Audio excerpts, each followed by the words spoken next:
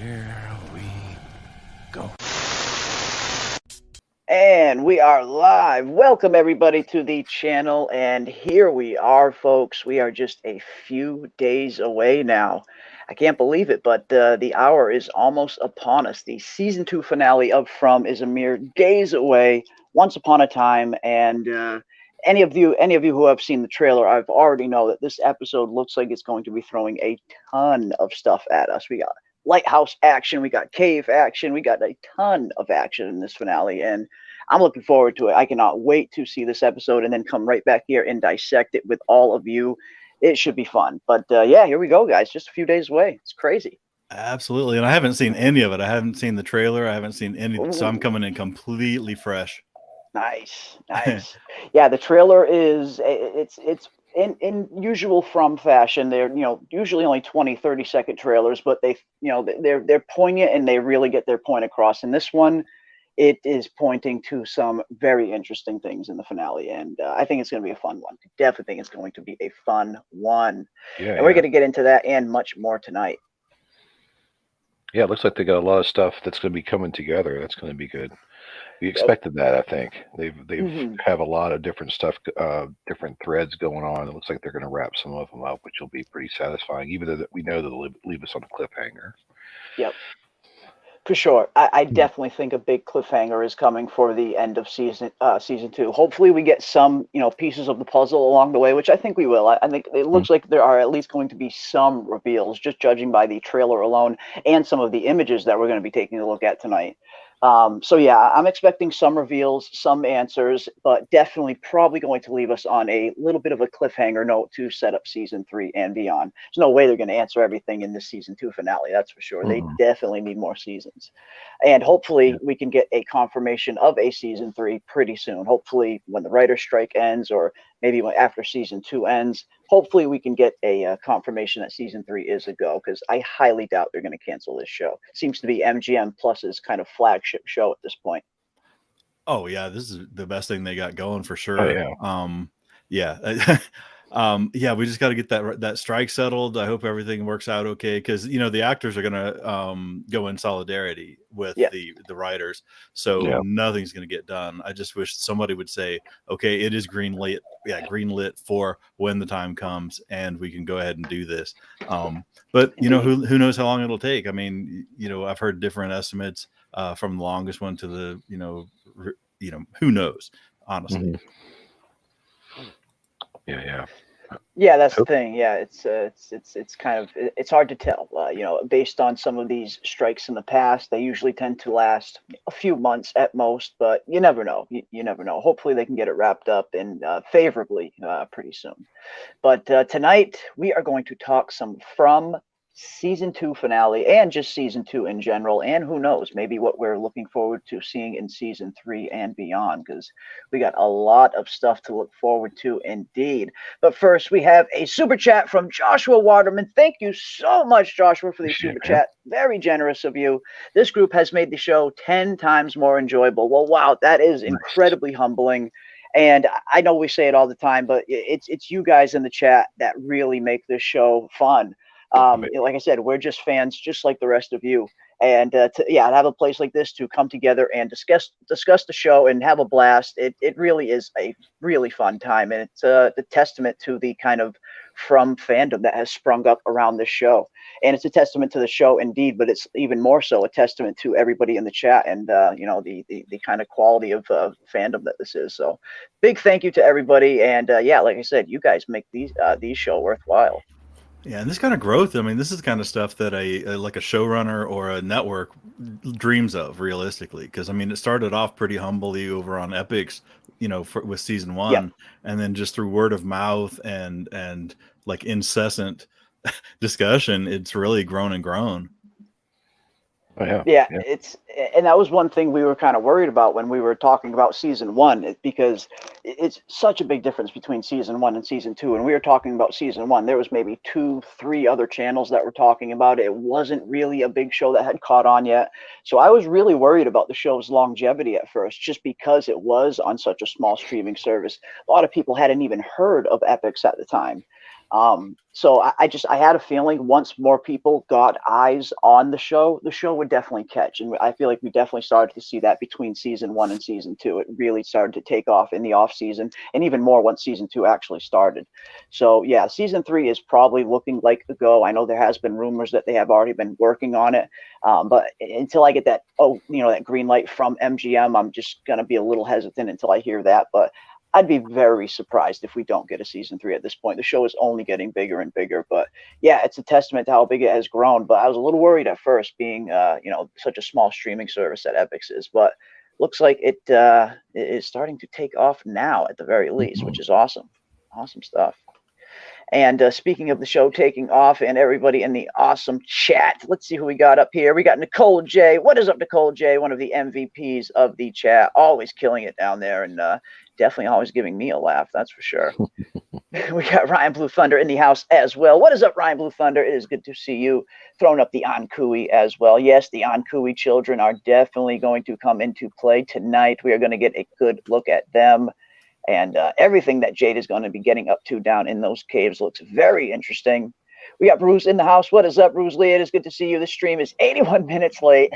Sorry, Bruce. Yeah, I believe Bruce is on a much different time period than we are. It's unfortunate for everyone who's kind of abroad on a different time period. But we will try to get through this thing nonetheless. And of course, it is good to see everybody here hanging out. Got B. Morgan in the house. Eastern time zone seems on time, says B. Morgan. Yeah, I am actually on East Coast myself.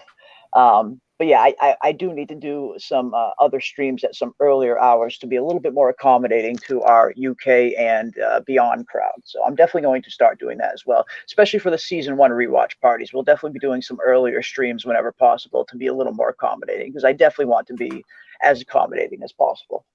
So yeah, definitely be on the lookout for those as well. What is up, Joshua Waterman? It is good to see you as well. Got the Timescales in the house. What is up, Timescales? Greetings from San Francisco, all the way across over there in the Bay. Love to see it. It's so cool to see where everybody is kind of sprung up from and where everybody's watching this show from. It's really, really cool. We got Kimberly as well in the house. What is up, Kimberly? It is good to see you. Scrolling down, let's see who else I can see. Awesome chat as always. I see Coco hanging out. What is up, Coco? Throwing up those Boyd bells indeed. We got Thinker Tank. What is up, Thinker's Tank? It is good to see you as well. Got all the regulars hanging out. Always awesome to see. Yeah, we're not going to abuse you tonight because we're going to go hard tomorrow. Yeah, with the pre-show. For sure. For sure. Free fentanyl cupcakes for hitting the like button, says Nicole J. Oof. Damn, Nicole is already on a roll tonight. We got Jason Thomas in the house as well. What is up, Jason Thomas? It is good to see you. Most times when you engage with the fandom, it makes that piece of media more enjoyable. It really does. And I 100% agree with that as well.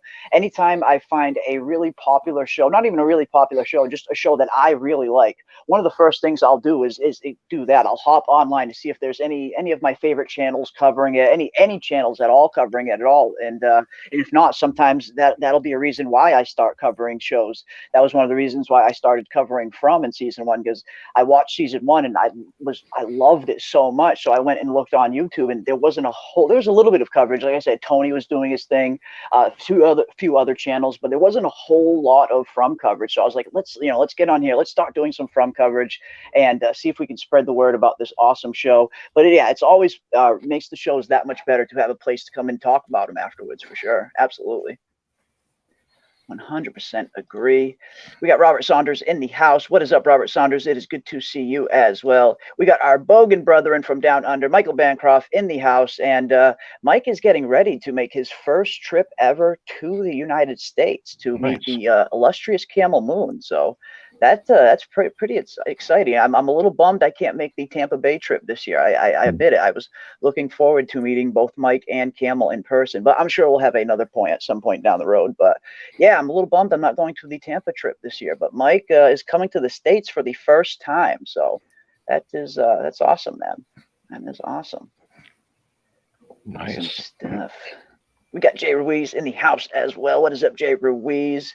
What is popping, Fromily? What is popping indeed? We got Jesse Rivero in the house. What is up, Jesse? It is good to see you as well. I see Miss T hanging out as well. What is up, Miss T? It is always awesome to see you in the chat as well.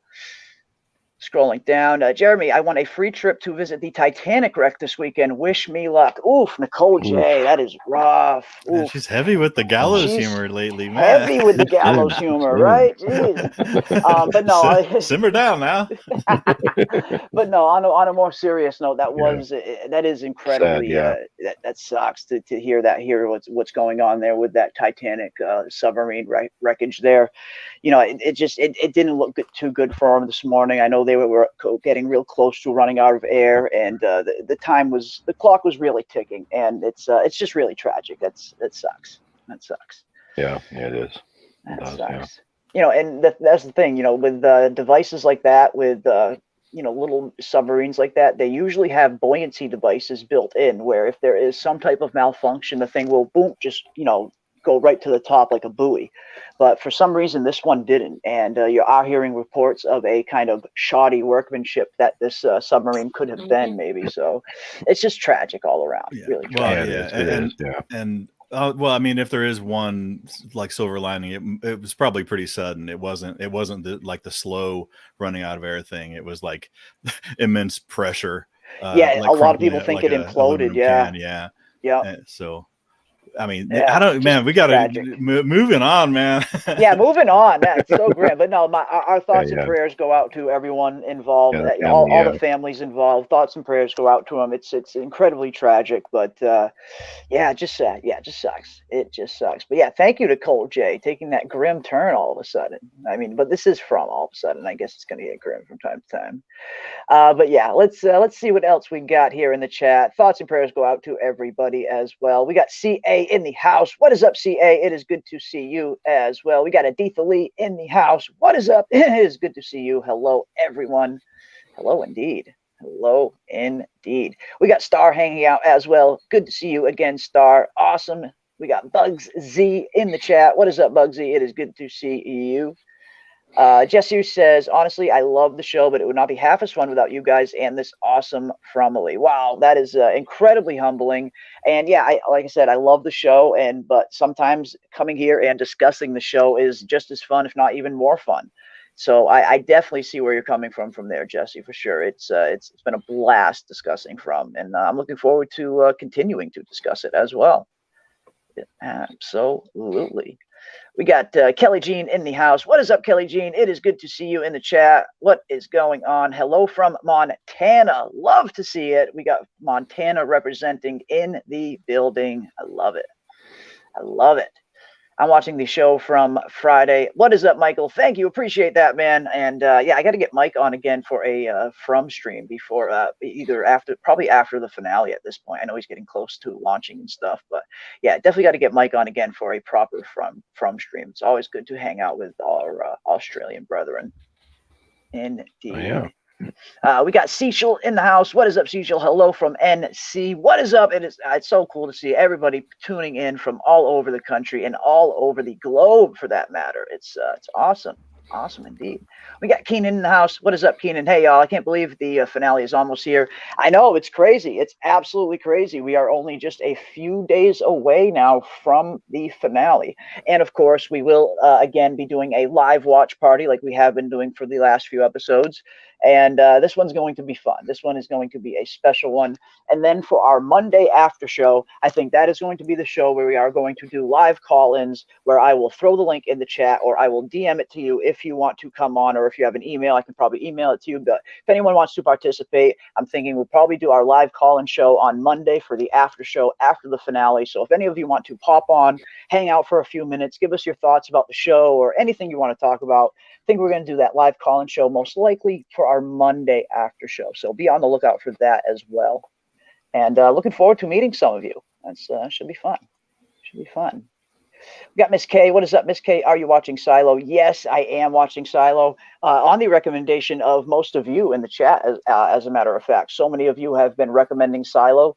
So I gave it a shot, and I'm enjoying it so far. I am enjoying it. I saw the first 3 episodes. I am on episode 4.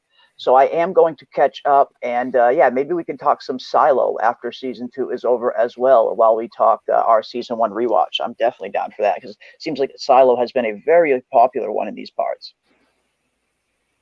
Yes. All right. Now let me scroll down. Now I'm sorry if I missed anybody. I am terribly sorry. There are so many of you, but I would be here all night. But we definitely want to jump into things. But I do see a few more names. What is up, Alyssa Ann? Good to see you as well. Let me scroll down to the bottom here. See if I see anybody I missed. If I missed anybody, like I said, I am terribly sorry. We got Bodega. What is up, Bodega? It is good to see you. Jeremy, did you know during the autopsy scene, when the nurse made that first incision, the monster flinched. The monster dropped a bloody human tooth. Did you notice? I didn't notice it dropping a human tooth. No, I do remember the flinch. The flinch was a really good scene. It was a really good jump scare. I kind of fell back in my couch when I was watching it for the first time. It definitely got me. I don't remember the tooth though, but I'm definitely gonna have to go back and look for it as well. Nice catch, but I remember that scene, man. That was a nice jump scare. Yeah, and somebody, actually, I heard about that. I didn't go back and rewatch it either, looking for the tooth. But yeah, somebody did say that. Oddly enough, and it was not a pointy one, not a weird one like theirs. I think just like a regular human tooth, huh? Wow.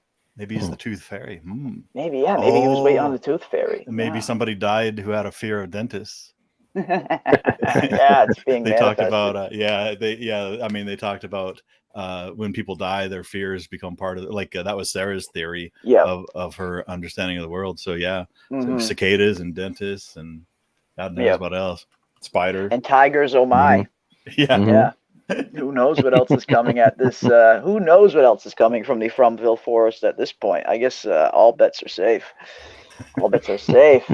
But yeah, no, I'm gonna have to go back and watch that scene, and I'll have to keep an eye out for the human tooth that he drops, because that is that's pretty funny. That is a nice catch as well. Nice, very nice catch.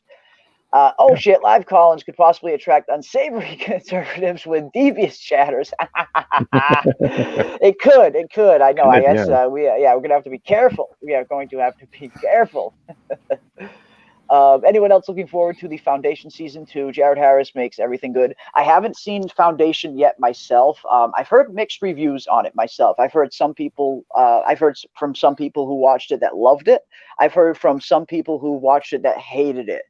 Because I know it's based on actual source material, and I don't know the source material well myself for Foundation, but I am going to get around to probably checking Foundation out at some point. I do want to see for myself how good it is, because like I said, I've heard mixed reports. So I'm definitely going to check that one out for sure. And Severance. Yes, I've heard a lot of good things about Severance. So many people have been recommending Severance as well. I'm definitely going to check that one. That one is on the yes, definitely watching category for sure. Everybody speaks really highly about that one. Severance. It's looks good. It does look good. It does look good. Date on the caves: 47 years between 1931 and 1978.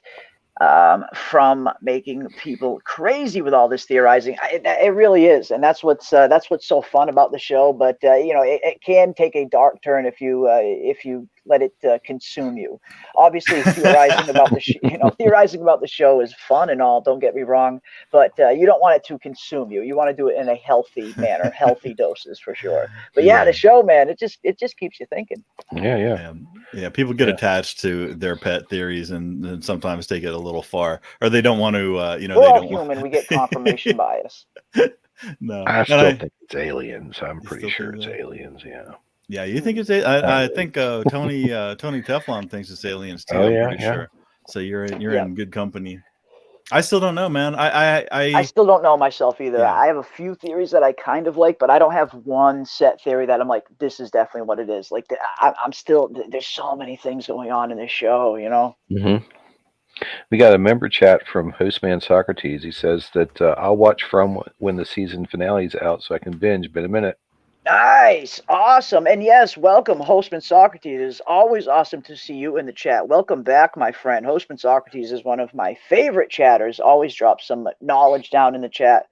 But yeah, definitely check out From. Once it's over, you'll be able to binge seasons 1 and season 2. And I have seen a lot of people saying that as well. Like they want to check out From, but they're going to wait until season 2 is over so they can kind of binge through it, which is totally okay. That is cool. For me personally, I like the weekly format that From offers because these episodes throw so much at you that you really benefit from a second and third viewing. And when you binge through shows, you very rarely tend to watch the same episode more than once. So that would be my only recommendation. Maybe give every episode a second watch because you usually will pick up on things you missed the second time around, especially on a show like this that really throws a lot of kind of mysteries and Easter eggs and foreshadowing at you. Oh yeah, much worse. Like if it was worse, I would like to watch. I would binge watch it. But since I love the show so much, I like having a whole week to. I mean, this is the closest we've had to like water cooler. Like the water cooler talks about back in the olden days of TV when you did have to wait and you talk about what happened, after an episode and that kind of stuff. This is really the 2023 version of that, which I'm really digging it, man. I really have a great time thinking about it, talking about it, people bringing up aspects of the show that I hadn't seen, little scenes like the tooth. I mean, it could have easily been. I didn't even notice that. Yeah, right. A lot of little details. Yeah, and I just don't think that there's anything that's insignificant. So why would they put it there if it wasn't something to look at? That I don't know, man. And I mean, I don't even know Cecil. I'm gonna guess Cecil Miz. He's talking about Celtic mythology. Oh yeah. I was gonna hoping you'd come across it because I was gonna want to see you try to pronounce that stuff. Yeah, I would probably butcher it myself. But yeah, I have heard other people bring up in the past the some Celtic mythology stuff that they are seeing sprinkled throughout the show, and a lot of kind of Irish Fae mythology, Irish and Scottish Fae mythology. Some people think that the monsters themselves are Fae. So it's there's so much stuff that the show is throwing at us, and like I said, we're still early on that just about all of these theories could probably still pan out. Nothing has been really disproven at this point. Do you notice that Ethan traveled into the future during his RV surgery? No, I didn't actually. Traveled into the future during his RV surgery. Well, I guess that's going to be another thing that I'm looking forward to when we do the season 1 rewatch party. No, I don't remember that myself. If he kind of slipped through time during his surgery, I don't remember that personally. No, Kimberly, I'm definitely going to have to keep an eye out for it though when we do the season 1 rewatch for sure. Yeah, do you guys remember I know it's been a while since you guys saw season 1. Yeah, he has one of those seizures similar to the seizures that Sarah had and similar to the one that Elgin had as well. And we know that those seizures usually come with visions or something. Maybe Ethan had some type of vision that he maybe doesn't remember or something. Interesting. Yeah, but I don't know anything about him traveling through time though. Yeah. I don't myself. Yeah, I think at that point, I mean, that the peril at that time was really, we didn't know anything about what was going to happen, at the point that we saw that. So when his leg was stuck with the stick, he basically, the peril there was, will he die? Almost like when Elgin was about to die. The peril there wasn't about, metaphysical things and supernatural things. It was about keeping the guy from dying because he's, running out of blood. The same thing, with Christy trying to use the minimal assets that she had on hand to try to stabilize Ethan, and meanwhile we also had the monsters approaching and not knowing if the talismans would work on that. So that was there was double peril with that scene. Yeah, they weren't even 100% sure if the talisman would work in the RV at that point. It seems like up to that point they hadn't really tried the talismans in a situation like that. So it was kind of like a prayer, a shot and a prayer. I don't remember that scene personally. I remember the scene, but I don't remember Ethan time traveling or slipping through time. Like I said, I'll have to go back and rewatch. Ethan had a dream about the Lake of Tears, Victor's room, and talked about the spider coming down from the ceiling, not really time travel. I do remember the spider dream. I do remember him talking about, and he references the giant spider again at the end of season 1 when Tabitha is digging the hole in the basement as well. And he references this whole thing being a quest. He talks about the giant spiders again. I do remember the spider references. Yeah, I don't remember the time travel myself, though. But yeah, I'm looking forward to rewatching season 1 and picking some of this stuff up. But yeah, awesome stuff. Yeah, Awesome Kimberly's stuff got it. I thought it was like a dream though. I thought like while he was like asleep or passed out or whatever. Yep. But I didn't see anything about the future. But hey, that people have seen so many different things. I mean, remember that I've missed in the past, absolutely. So right, like the description of Donna's sister, and then I was certain that we saw it, and then other people were like, no, she just described it really vividly. And we got a super chat in Canadian dollars, toonies and loonies. Wow. Nice.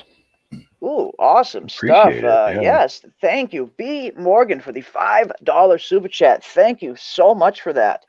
Big thanks to the super hosts and super mods, and big host to everybody in the chat. The super chat, you guys are the real super chat. And like I said, we're just fans like everybody else. It's everybody in the chat that makes these shows so fun. And I cannot thank each and every one of you for sharing your thoughts, theories, and your time with us as well. I know time is precious these days. Yeah, absolutely. So big thank you. Yeah, man. Do you still, B. Morgan, tell us if you still have toonies and loonies up there. They had like the $2 coin and a $1 coin. And the $1 had a coin, had a loon on it. That's why they called it a loony. And the $2 coin was a two. They just okay. Like on their actual currency. Yeah. Okay, cool. Very cool. I didn't even know that. My one little piece of Canadian trivia, right? Oh, awesome. Nice stuff. Yeah, it's going to be really fun to do that season 1 rewatch, though, for sure. Tabitha definitely went into the future when she saw the vision of herself while standing outside of Fromville with the clear blue sky in the background. There was a baby crying, though. Maybe it was the past. I think Tabitha's dream / premonition type thing. I definitely think it was a vision of the future. In particular, we see if we're talking about the same vision dream that Tabitha had. In season 1, towards the end of season 1, she has this weird kind of dream. It starts in the basement where she's digging the hole. She starts walking up the basement stairs. Next thing she knows, she finds herself outside here on the street. And you hear, I believe you might hear a baby crying. So maybe this is the same scene or a different one. But I do remember you hear the foghorn, the loud foghorn in the back, which is the same horn that Boyd and Sarah hear later on that comes from the lighthouse. And it's just, there's so many clues pointing to this dream / premonition of Tabitha definitely being in the lighthouse. I mean, it's pretty much confirmed at this point. But I think a lot of us already knew that. There's just so many signs to this pointing being to this being the lighthouse. But yeah, this is I definitely think this was a dream / premonition of the future. I definitely don't think this was just a random kind of vision that she had. I definitely think that she was actually seeing the future here at some point. And because we see in this finale, the next episode coming up, there is going to be someone making a trip to the lighthouse, and we see a lot of the exact same things in the real version that we see here in this dream. Now, pay attention to a lot of stuff that we see on the stairs in particular. You see the playing card, Ethan's toys, you see toy trucks and stuff like that. Note all of that stuff, because when Tabitha goes there in the real version, I have a feeling we're going to see a lot of similar stuff on these stairs when she's walking up it. And if the trailer's any indication, I think you guys have seen some similar stuff as well. Yeah, that'll be so trippy. Yeah. And the bottle didn't break either. It bounced down like 5 steps and didn't break. Yeah, the bottle did not break. That is true. But yeah, it's all signs are pointing to the lighthouse, and I love how we actually see the rope here as well. It's almost like, okay, how did Martin throw that rope down to Boyd? Is this the show screwing with us, throwing a rope here? I didn't notice that. Wow. Yeah, it's all there, guys. It is all there. But yeah, I definitely think this was a premonition, of something specific. I don't think it was just a random vision she was having. She was seeing this for a reason, and now, of course, we're seeing her going to travel there. So it's gonna be fun. Mike thinks the mole theory is a red herring, and it very well could be. And I know a lot of other people think that as well. There have been a lot of comments that have been coming across both on the streams and in the videos comment section of people saying that they don't even think there is a mole. And it's definitely a possibility. Where do you guys lean on the mole? Do you think there is a mole, or do you lean to there probably not being a mole? Which way do you lean a little bit more? I thought it was confirmed. But we haven't ever heard the discussion from the like showrunners or whatever that there is a mole or whatever. And I thought maybe because the show was described as from the makers of Lost, they just automatically assumed, people automatically assumed that there would be a mole included in the storyline. And then through the course of doing interviews, somebody must have asked, hey, so what about the mole? And but I haven't heard anything like that. I mean, I don't really watch a lot of like behind the scenes interview. You guys do a lot more of that than I do, following up on it. So I think there is. I think there has to be. And I think Randall's right, and I think that's why they're going way out of their way to make Randall hated, because he's one of those hated characters. Because you hate to have somebody that you hate be right. So right. So I think he's gonna be right, and I bet it's Donna. Okay. Honestly, I'm think it's Donna. Okay, I think Randall is right. Still leaning that, yeah. Really, you too, Snug? Toward that, yeah. Wow. Yeah. Okay. And let me know in the chat as well. Are you leaning towards there being a mole? Are you leaning towards there not being a mole at all, and it's just one big misdirection? If you do think there is a mole, who is your main suspect? I would love to know what the chat thinks as well. But yeah, so 2 votes for Donna. Yeah, Nicole's got an idea there too. Oh no.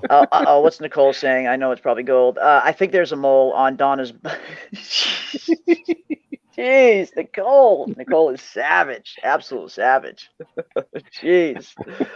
For fuck's sake, let the rope theories go, says Nicole J. Yeah, that has been a very big mystery all throughout season 2. Where the heck did this rope come? How did that rope get thrown down to Boyd when Martin was chained to a wall? And no, Nicole, I'm not going to let it go, actually. I'm going to persist. I'm going to persist, Nicole. So deal with it, all right? Deal with it. Yeah. Could you imagine if they just didn't ever resolve that one piece? I was just going to say, I wouldn't be too surprised if we actually never get an answer as to who threw that rope down. I wouldn't even be shocked at this point if it's something the show just never even answers, just to screw with us. I could see that happening. They're writing it, yeah. Yeah. And I could definitely see that happening for sure. The children are conduits with. The children could be some type of conduits as well, especially when you see some of the other stills that we're going to take a look at here in a minute that point to some type of maybe weird ritualistic type stuff. And yeah, maybe they did have conduits with abilities. Okay, yeah, maybe. Yeah, they might be. The children were definitely important, that's for sure. And we even hear Victor's mother say she's going to rescue the children in the tower, and then when she comes back, they're going home, is what she tells Victor, indicating that saving these children was one of the steps in order for them to get out of Fromville entirely. It seems like saving the children was almost the key to getting out of there.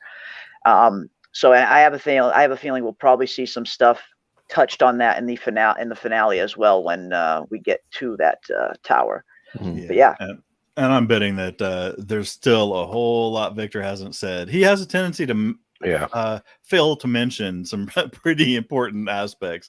So I think there's I think he is an unreliable narrator, and he's reluctant and unreliable. So I think we haven't seen everything that Victor knows. I don't even know that. Right. Did we ever reconcile that part where he said like his sister said that that's where his mom was going, but all that info would have been after she left him in the root cellar?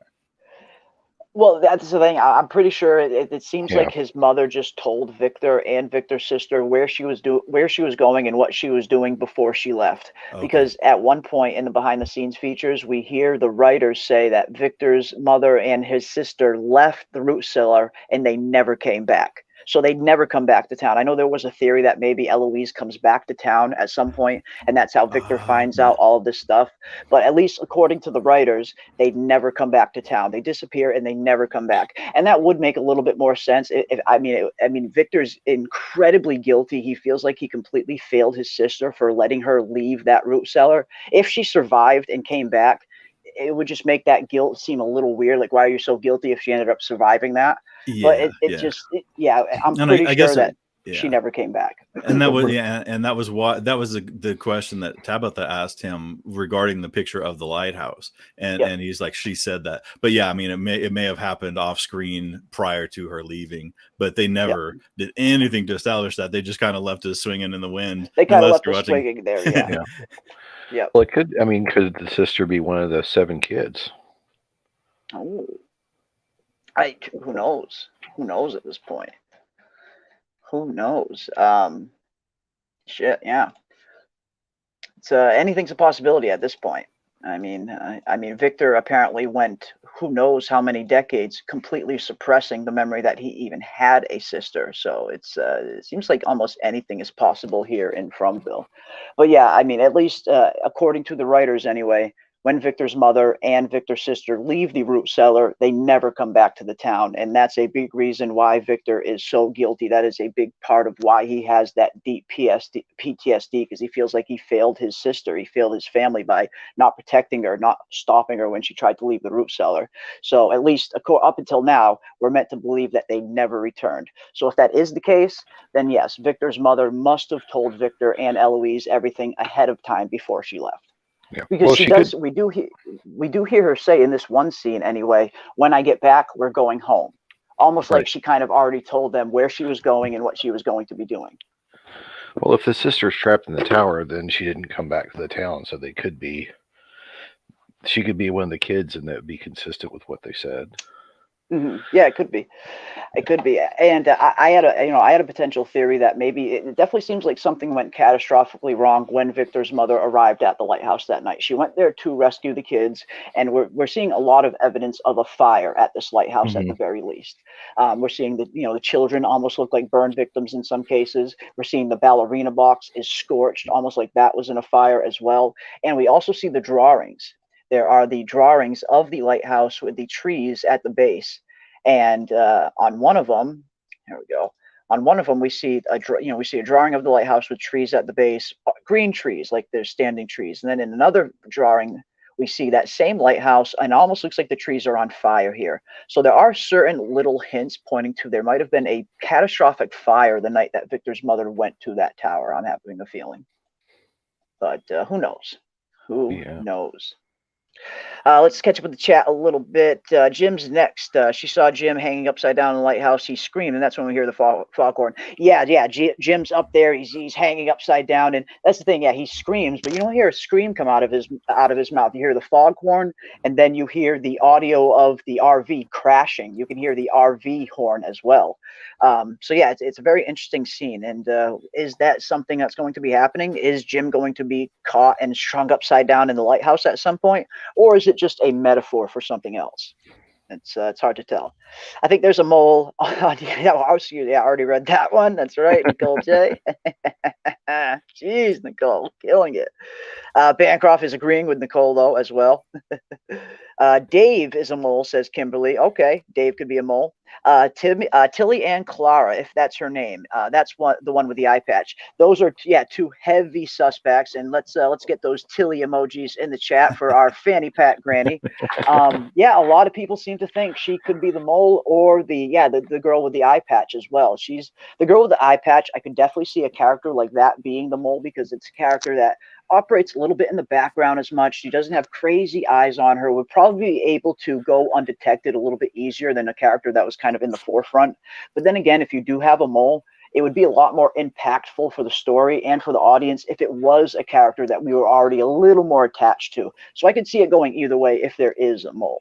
But yeah, Tilly and Clara, two good choices. Yeah, there'd have to be, and they'd have to actually probably be both of them, because Clara, I mean, she does have a tendency to pop up, but always only at Colony House. She's always there when something's going on at Colony House, which it might just be a product of Colony House being just one small area, and she's going to pop up naturally. But I think, there would have to be a town mole as well as a colony house mole. And that's where Tilly comes in. That's where Tilly comes in.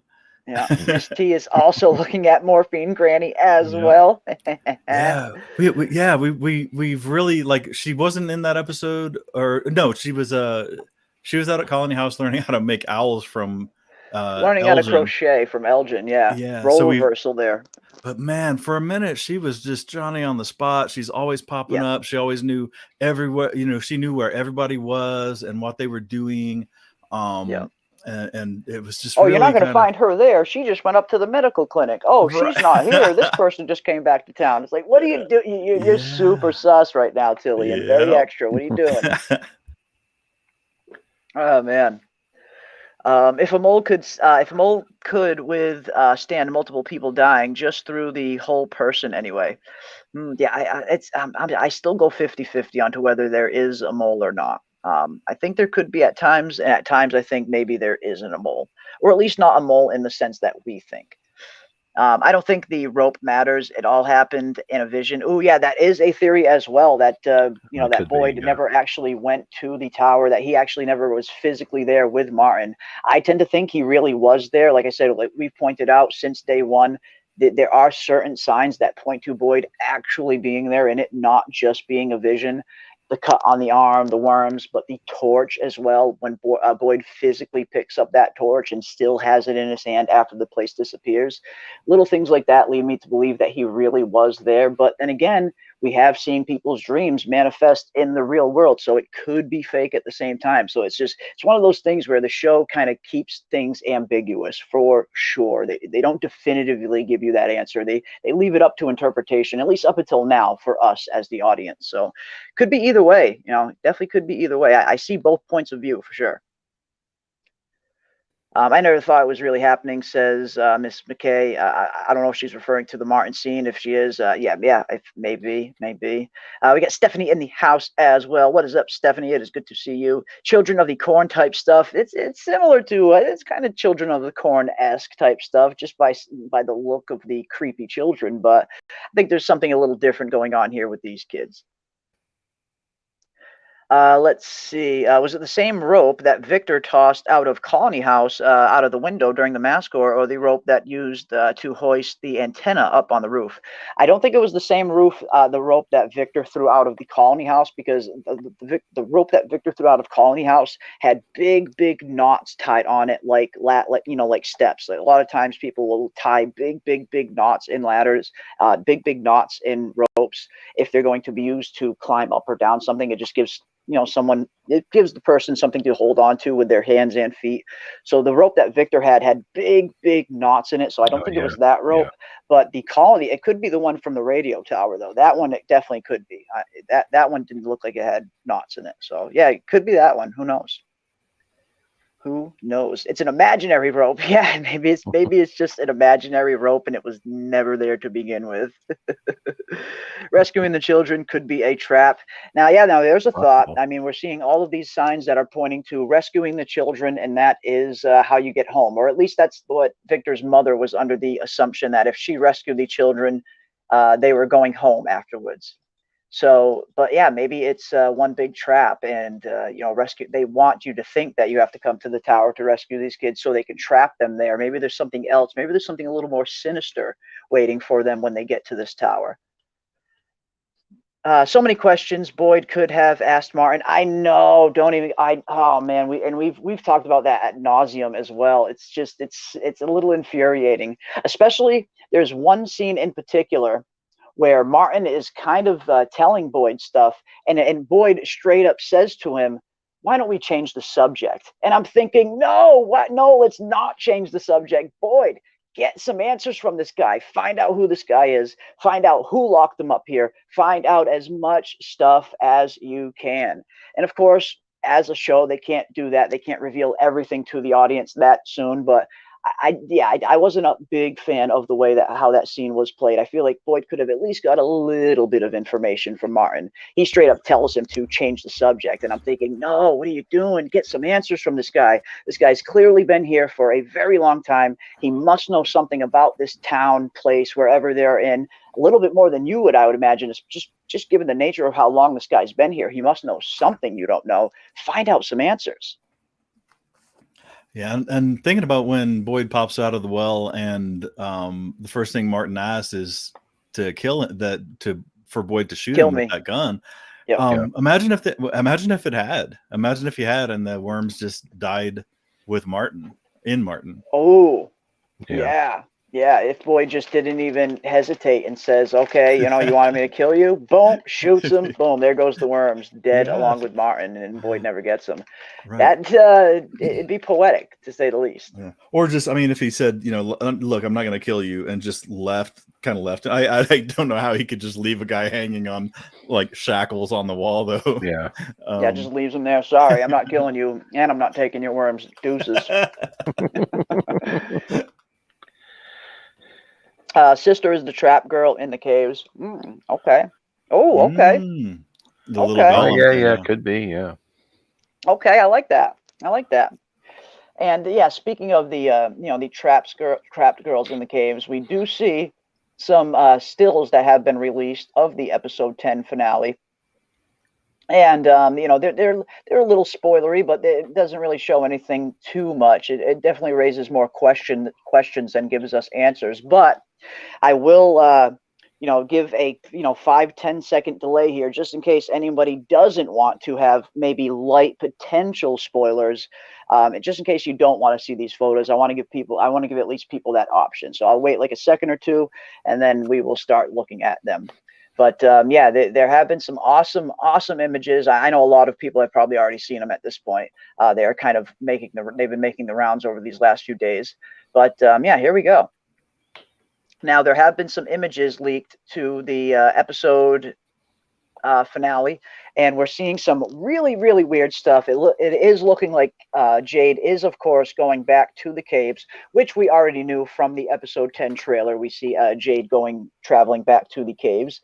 And what exactly is he going to find down there exactly? I mean, yeah, that doesn't look like, we only saw one little cubby that had the sticks as a cage for like the golem creature, but there it looks like there's multiple, two or more. Yeah. Two. So that's a part that they hadn't explored yet. So we see 7 too. That 7 number pop up again. We're seeing 4s and 7s pop up all over the place. 7 pillars for 7 kids. And what 4 is, I wonder. Yeah, what's the 4 related to? Maybe there's something. Yeah, maybe there's 4 somewhere else. But yeah, there's some real. It looks like there's Jade is going to run into some pretty interesting stuff here in these caves in this next episode, because next it looks like he gets a vision, and here we go. We see these 7 children laying there in a row in a circle, and it almost looks like. And I brought this up in my prediction video, and definitely check that video out after the stream if you guys haven't already. I go through some of these stills and give my predictions on a few of these things, but it's almost just by the way that these pillars look, the way that they're lined up, the way that they're, they almost look like altars of some kind, almost like this is part of some sort of weird ritualistic sacrifice or ritual or some kind. Were these children sacrifices for something, for some dark kind of deity in some case? What the heck is going on here? Exactly. It's so creepy. Yeah, that's going to be a good scene. Yep. And then in the next scene, we see Jade smack dab in the middle of these children. And it doesn't look like they're dead, but it doesn't look like they're alive either. They almost look like they're in some sort of trance here. Almost like they're reliving whatever happened to them in the real world. Obviously, I do have a feeling these children that Tabitha have been seeing, these children here, I definitely think they are long dead at this point. But we are seeing kind of death echoes, for lack of a better term, of what they went through, I think. Yeah, and again, especially with all the with the spoilers and the stuff that they show us, we don't even know that this is actual real. He might be envisioning it just like could be one big vision. Yeah, Jade might not even be in the caves here. This could just be one big vision from Jade. You're right. Yeah, good point. Good freaking point. Yeah, that's why I never really worry about. I like watching the previews, and I don't even really consider them spoilers, because really all it does is tell you where the settings will be for the different scenes of the people. But yeah, you don't know if it's going to be real or if it's going to be, imaginary or illusionary, any of that kind of stuff. Especially dealing with Jade, because he's already dealt with multiple hallucinations.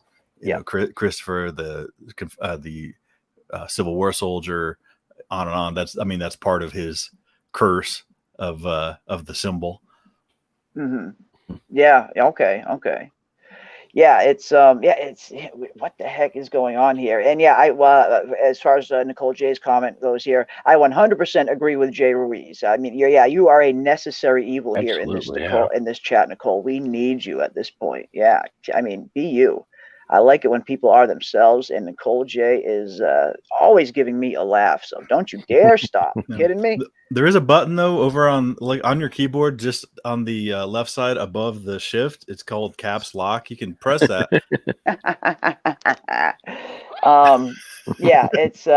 This is I can't wait to see what is going on here in this scene. It looks like it is going to be trippy, to say the least. But yeah, like you said, is Jade down here in these caves? Is he really down in here, or is this just a vision he is having? Or maybe he is down in these caves and this is just a vision popping up of these children, and these children aren't really there. We see Jade have the vision of the Civil War soldier, which pops up when he's out there in the field. Could be a similar situation to that.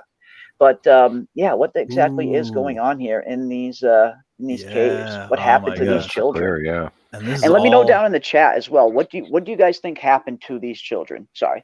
Oh, and Tabitha didn't go. Yeah, I guess Tabitha's going to the lighthouse, so Jade's going down there by himself. Yep. Yeah, Jade is it looks like Jade is going down here solo, or at the very least, Jade is not going here with Tabitha, because Tabitha and Victor, yes, they are on their way to the lighthouse. If you've seen the trailer, they are taking off. And we get some weird, and of course, I find it funny that Victor just kind of knows about the Vaudle tree this whole time and knows that it'll take her to the lighthouse. It's like that information would have been useful earlier, Victor. But yeah, we'll get to that. But yeah, definitely let me know down in the chat. What do you think is going on here with these children? What do you think happened to these children way back when? Were they ritualistic sacrifices in some cases? Did something else happen? Were they experiments? Did some type of experiment happen to these children? Which I definitely think could be the case as well. Maybe they were some type of experimental, the subjects of an experiment. Definitely let me know what you guys think, what happened to these children. And yeah, at this point, it's like, honestly, I have no clue what these children mean. We really just don't know. We really just don't know. We can theorize and guess until we're blue in the face, but we don't have enough information to really know. At this point, it's really just guesswork. For sure. Man, it's got to be so creepy too. And there's going to be a jump scare. They're going to like pop up or something's going to happen, man. 0% chance. For some reason, I thought that like Tabitha was with them, and I was like, well, he's at a part. I was going to say they were at a part, even though they'd explored, she had been through the caves with Victor. This is something that nobody had seen. And if he's going by himself, man, that's just insanity, bro. It looks like just based on the trailer, it looks like he could very well be going there by himself. But when you see him in the trailer, and it's almost like he does something very smart, where he ties a rope to the tree on the outside and before he goes into the cave, so he can always kind of find his way back, which it's smart. It's very smart for Jade to do that. But it looks like he's alone when he's doing that, when he's at the mouth of the cave. It doesn't look like anybody else is with him. So yeah, Jade could be going into these caves by himself. That looks like it probably is the case here. Oh man.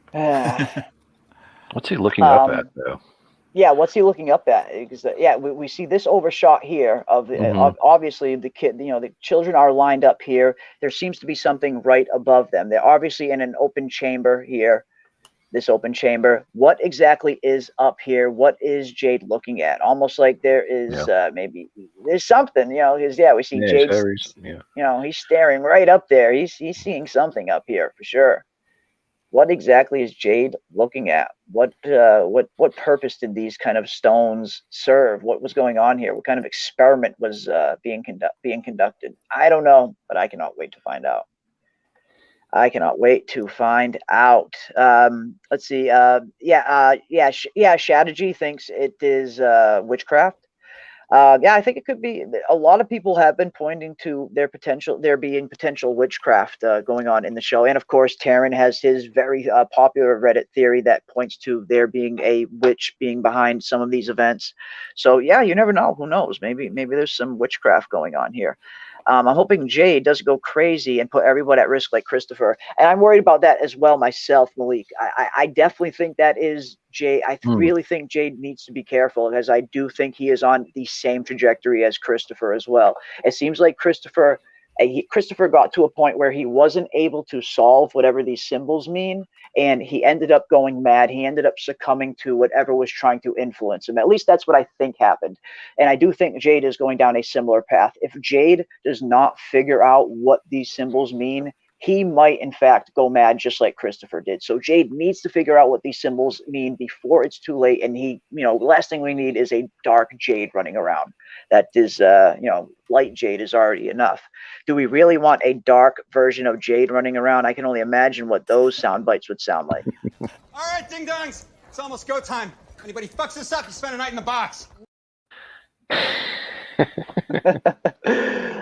But yeah, Jade needs to be careful. He really needs to solve these symbols before he ends up just like Martin, I believe, as well. I just like if he ends up just like Christopher, I believe as well. I think it's witchcraft. The children were used for this ritual. Maybe the way they were placed down there looks like a sun. Oh yeah, almost like the 7-pointed star, the 7-pointed sun almost. Yeah, maybe. And who knows? Maybe that's what Jade is looking at right there. Maybe the sun actually comes down right there on that chamber. Who knows? Yeah, he could be onto something there. Indeed. Throughout history, there are only certain reasons why children are sacrificed by adults. Yeah. What exactly is going on here? It's, what rules are we playing by? Who knows? I think those stones might not be physically inside the cave. I think those stones are the stones where we can see Father Cautry buried his bag. Okay, I think Jade is seeing a vision of this scene. Okay, that could definitely be the case as well, where these stones aren't actually even in this cave, where Jade is just seeing a vision of this and took place somewhere else. I could definitely see that being the case, Jesse. Definitely. And good eye, as well. It does kind of remind you of those stones, that stone circle where Father Cautry buried the bag. It does kind of remind you of that. So yeah, no, you could be onto something there, Jesse. Maybe this is just Jade seeing something that happened somewhere else. Maybe this didn't exactly happen in the caves. And judging by the circular motion, maybe this happened in the lighthouse. Who knows? Yeah, good point. Very good point indeed. I like that. Will Jade get hypnotized? I don't know. It's a possibility. I definitely think Jade is going to something's going to happen to him if he doesn't solve whatever these symbols mean. That I am almost sure of at this point. He is looking at Jim coming through the portal. Maybe. Jim's coming down right through the portal, and he's like, "Hey, Jim, what's up? Why don't you tell me you knew about this portal?" The hell. It could be. 7 is the number of completion in many belief systems. Yes, indeed. Yeah, we're seeing 4s and 7s all over the place on this show. It's definitely looking like it could be tied to something.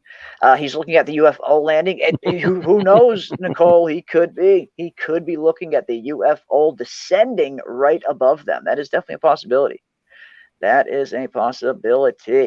It's probably the circle thingamajig Jade is always seeing. Yeah, it could be. Almost like a representation of some of the symbols Jade sees, maybe. Yeah. Who knows? Do we think Jade is in the lighthouse looking up? They built the model, and light is coming from something above.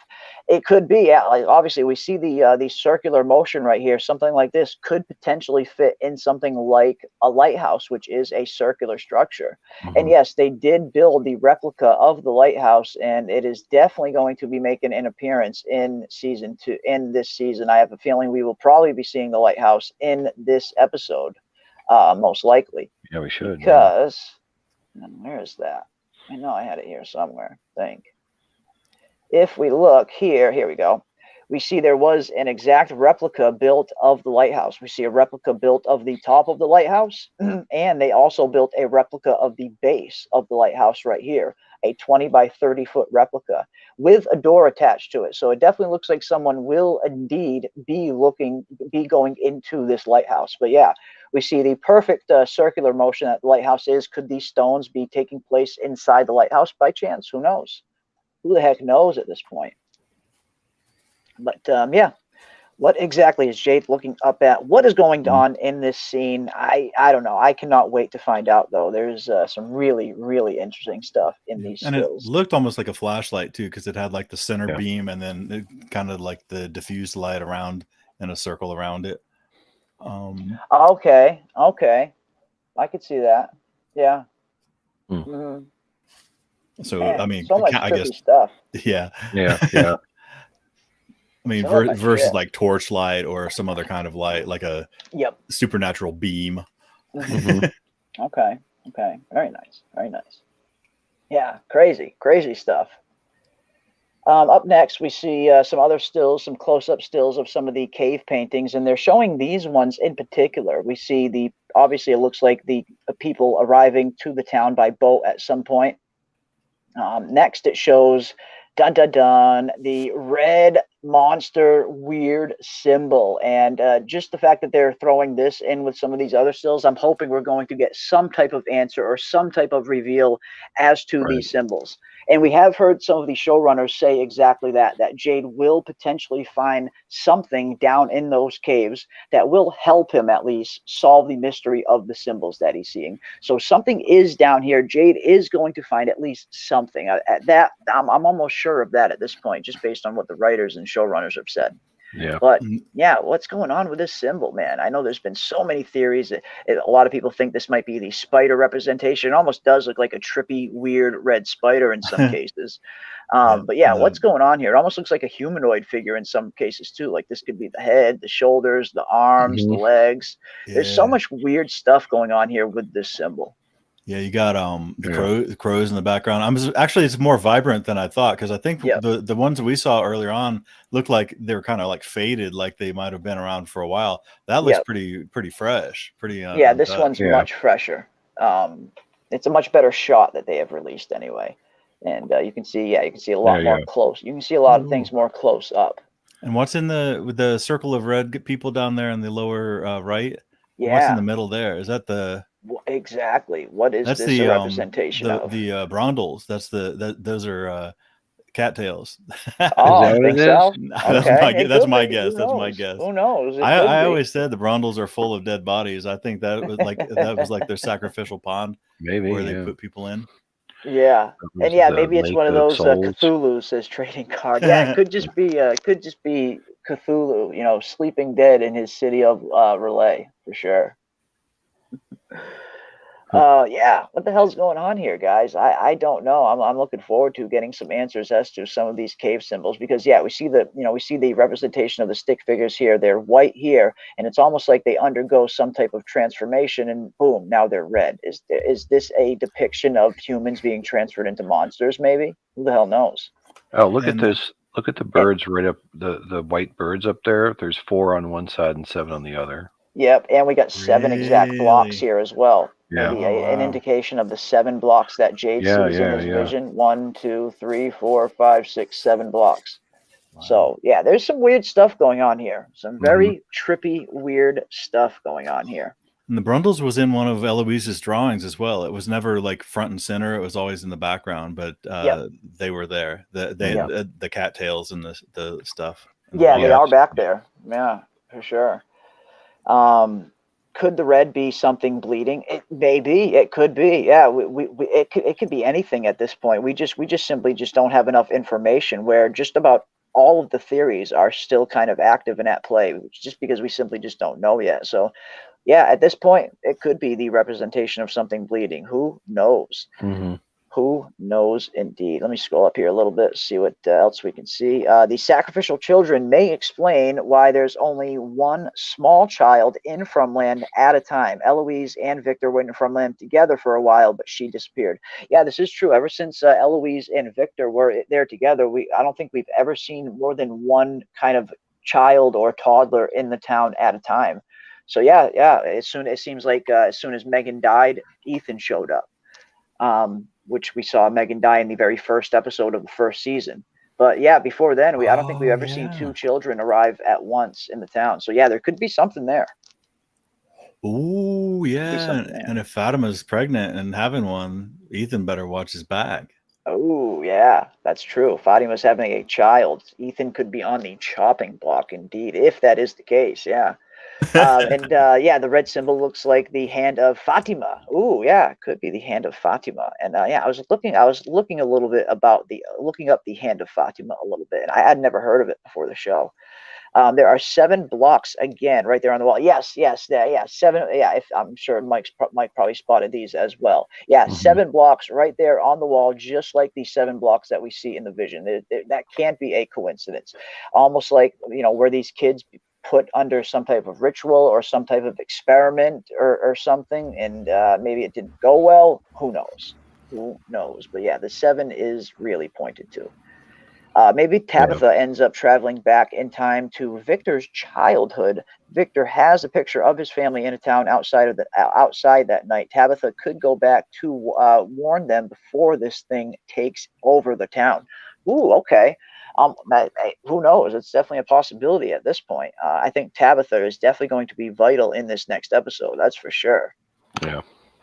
That's for sure. That would be awesome. We need something solved. Just one thing, please. I know. Just give us one little thing. Solve one. If you're gonna draw, I do think season 2 will ultimately end on a big kind of mystery cliffhanger. But before that happens, just answer one thing for us. Come on, just throw us something. And I think they will. I definitely think they will. We'll get something for sure. Did anyone notice if the drawing of the boy in white, it looks like he had a crow drawing in for a mouth? Am I just bugging out? I'm not sure myself. If you're referring to the boy in white drawing that is in the intro sequence, is that the boy in white drawing you are referring to? I'm not sure. I'll have to go back and look. I don't have that loaded up here, but I can find that later on and we can take a look for sure. But yeah, I'm not sure myself. Reminds me of a big jellyfish monster, says Alyssa. Yeah, it kind of does. Yeah. It is almost like a giant kind of jellyfish weird thing going on there, especially this one. Yeah, it definitely looks like jellyfish tendrils almost. And it's got the Cthulhu look for sure. Definitely got the Cthulhu look. Let's see. What else do we got? I thought those were crops. They could be. They certainly could be. If you're referring to these, maybe these could be crops that they're kind of gathered around. Maybe. Okay, that could be possible. Okay. That could be possible for sure. We do see a tree. I mean, we do see the trees in a house right here, almost like this is kind of close to the town, maybe. So maybe those are on fire. Maybe those are crops. Yeah, house on fire. Zoom in and enhance. I wish I could. Actually, I can a little bit. That's as far as it lets me zoom. Not very much. Not very much, guys. Sorry. That could be the case. Who knows? Maybe it is. Let's see what else we got. Could the red be something? Yeah, red. Maybe the red is something bleeding. Who knows? There's another altar-like symbol towards the right. An altar-like symbol. Yeah. If you're referring to this one, maybe. Yeah, I saw this. There's one of these on the other side as well. You can't see it here, but I believe there's another one of these over there somewhere. What exactly is this one? There's kind of just a lone one off here in the distance. What exactly does that mean? It's a little similar to these blocks, I guess. It's a little bit of a different shape than these ones, but like it could be mouth, like the mouth. Yeah, of a cave? yeah. Oh yeah, that's what that was. Yeah, okay, the mouth of a cave, maybe. Okay, could be. Yeah. And then we've got the 2 figures in white. There's one larger, one smaller. Is that almost like Victor's it's a mom and like the kid? Like it's a mother and its child, or a father and its child. Yeah, it definitely looks like it's an adult and a child for sure. Yeah. Maybe that's the a depiction of Victor's mother and Eloise going to the tower. Maybe this is a representation of the lighthouse, or running away from the jellyfish monster, or running away from the jellyfish monster, the alien jellyfish monster. Yes. If that black thing is an arm, then it's like reaching out towards it. If they're not just all independent of each other, like each sigil or whatever, each pictogram. I don't know what you want to call it. Jesse found an ancient cave painting from Colorado with that exact shape, like a god or aliens. Ooh, okay, awesome. I'm gonna have to look that up myself and take a look. Cool, very cool. Yeah, maybe this is a depiction of some type of deity or being or some case. I mean, there have been a lot of kind of signs that point to there potentially being two kind of opposing forces at work in the background. And maybe these are two symbols of that. Maybe this is a depiction of one of the forces, and maybe this is the depiction of the other force. Maybe this is a yin and yang type thing where these two forces are opposing each other. I can definitely see like some type of balance being thrown out of whack, where this big kind of cosmic game is being played in the back between these two entities. It would add a really extra layer to, like, a kind of an almost cosmic level layer to the show, which I'm not 100% sure if the show will ever go that route fully, but it would be cool nonetheless. It'd be very cool nonetheless, that's for sure. But who knows? But yeah, it's got some jellyfish vibes. But yeah, if it's it looks like Jesse found something on some Colorado cave paintings that looks very similar to this as well. So I'm gonna have to look that up myself. So a lot of awesome stuff here. Indeed. Or yeah, who knows? Maybe it is all just red herrings. It could be. It is red at the end of the day. Maybe it's just a giant red herring, and the show is laughing at us. The crows at the top right are 4 and 7. Ooh, okay. 1, 2, 3, 4. 1, 2, 3, 4, 5, 6, 7. You are absolutely right. Trading cards 4 and 7 crows. Yes, indeed. I like it. Now I almost want to count the trees. If there's 4 trees on this side and 7 on this side, 1, 2, 3, 4, 5, 6, 7. I know there's 8 there. But yeah, there's definitely 4 there and 7 there. Awesome catch. Very nice. See, that's the thing. Chat is always finding stuff there. Yeah, the baby is on the way. Yeah, the baby's on the way. Ethan needs to be careful if the 1 child per time is legit. Need to be careful. The red represents my wrist after realizing they haven't answered shit all season, says Nicole. Well, hopefully that doesn't happen, Nicole. We need you here in this chat giving us the business, and we don't want to see that happen. So hopefully we get some answers as well. I see Cromonocle in the chat as well. What is up, Cromonocle? Always awesome to see you as well.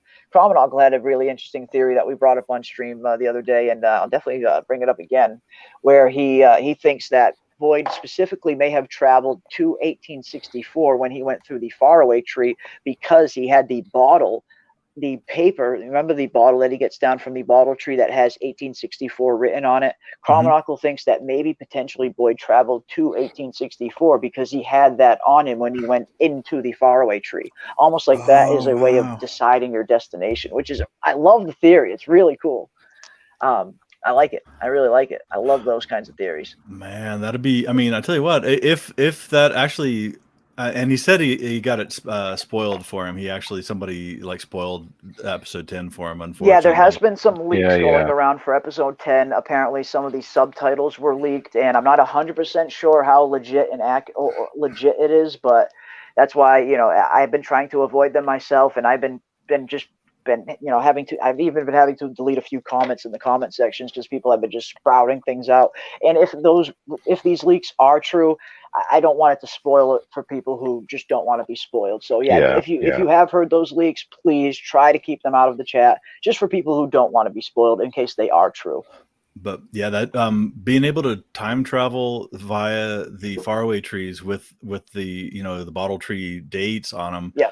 Because everybody was, I mean, we all were looking for like a specific event or a specific thing that related to the different time periods. And of course, the one time I don't have my phone where I have all the dates, but they were like not necessarily individual events, but certain time periods that would have been really iconic if you needed to travel back in time. Almost like how Star Trek would have like entire episodes on like the holodeck where they'd go to like Sherlock I Holmes didn't watch times. Trek myself. So. Okay, yeah. I mean, they just, they'd go to like a Sherlock Holmes thing, and this would be the same thing. I mean, 1864 would, of course, get you to the Civil War.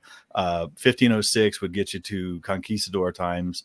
1888 could be Victorian London, Jack the Ripper era, or it could be the Wild West here in the United States. Both of which would be, at least for one episode, it would be an interesting, almost like kind of how Westworld operated a little bit. Okay. So yeah, boy, if that pans out, I mean, if we're not just talking about something that is completely out there, that really does open up. I mean, it opens up every time period to the writers. 1931 would be Al Capone, a gangster era. Yeah, you got the Depression era. You could go anywhere, really. Yeah, look at all these dates, man. Crazy. 1864, 1506, 1752, 1888. There's a 1978, which we do have. I know a lot of us think the 1978 one could be Victor's timeline when he was a child, which definitely lines up with the time period. 1752 would be, I guess, I don't know. Elvis. Elvis. Oh, Elvis. 1752. Elvis. Oh, I thought you said 1952. Sorry. It's like, damn. Yeah, no, a little before his time. Yeah, it might be. It could be Pirates of the Caribbean. I mean, I think there were still pirates back Nassau, then. Yeah. Nassau days. Yeah, who knows what could have become of all this. Like we said, I definitely doesn't seem like these dates are random. They are here for a reason. I do think they will mean something, but we just don't have the pieces to the puzzle yet, really. Yeah, who knows? Hostman Socrates says a lot of people theorize that ancient cave drawings of deities and drawings of aliens are drawings of aliens. Excuse me. Maybe the show incorporates that as part of its narrative. It definitely could be the case. The alien theory is a very popular theory. I know a lot of people think that this is somehow involved with aliens, that somehow aliens are responsible with what is going on here with this town and with the people getting abducted and all that. And there's definitely signs pointing to their potentially being some type of otherworldly hand at force here, for sure. So yeah, maybe the show is incorporating some of that into its lore. The showrunners have said in the past that the mythology of the show is going to be at the heart of the story. That's why I get the feeling that a lot of these symbols and stuff, they aren't just meaningless. They will probably have a point, a narrative purpose, not just someone breaking plates. I do think these symbols will have a narrative purpose at some point. I don't think they're just dressing. But yeah, what exactly do they mean? That is the point, trying to decipher them, because they definitely seem to be central to the story. I do think they all have a point, a purpose. But yeah, the alien theory is very, very prevalent up until still to this point. A lot of people think that this is alien activity going on, and it could be. It very well could be, for sure. One more connection between the numbers 4 and 7. The other connections just keep coming. The 4 and 7 just continue to pop up. Yeah. I like it. Let's see what else we got. The attacks in the dreams seem to be Abby's fear before Boyd had to shoot her. Ooh, okay. Yeah, we're seeing this new theory introduced of Sarah talking about people's actual fears are being manifested on the show, which is pretty interesting, to say the least. I mean, if that's what's happening, it's pretty nuts. We are in kind of uncharted territory at this point. Who knows? Who knows what's going on? Who knows? Let's see what else we got. Sing a song of sixpence, a pocket full of rye, 4 and 20 blackbirds baked in a pie. Okay, Leonard Samuels. I like it. And when the pie was opened, says B. Morgan, the birds began to sing, right? There it is, Ravener. There it is. I like it. I know a little bit about blackbirds. I don't know much about blackbird myself. No, I recognized it, but I don't know much about it myself personally. So I am no authority. Yeah. I remember that. Yeah, that was like a Mother Goose, like a classic Mother Goose rhyme. Yeah. Wow. Okay. There was an asshole over on Tony's that paid $40 to send a super chat with spoilers. Oof, that's you hate to see that kind of stuff. You hate to see that kind of stuff. Time travel. So like the power of the Raven in Game of Thrones. Yeah, that could very well be the case. We definitely see, the three-eyed Raven in Game of Thrones. It isn't exactly time travel per se, but it's time travel in the sense that he is reaching to other time periods, with his mind, basically. There's so many different ways you could play with the time travel stuff. If time travel does get introduced onto the show, and I know there are a lot of signs pointing to some type of time travel in some cases, if they do introduce time travel onto the show, I really hope they do it in a smart and clever way, because sloppy time travel stories can really, really, really ruin a good plot and a good theme. Like, this show has a lot of good themes, it has a pretty good story built up already. I know it's a little light on answers so far. I do believe those answers will be coming in time, but introducing something like time travel into a show like this could be really dangerous if it's not done right. So if they do go that route, I hope it's done with a lot of thought and care and precision, into it. Yeah, I hope it's not. I mean, it hasn't really pointed to it, with the exception of the dates, because you've got people coming in from the current time period.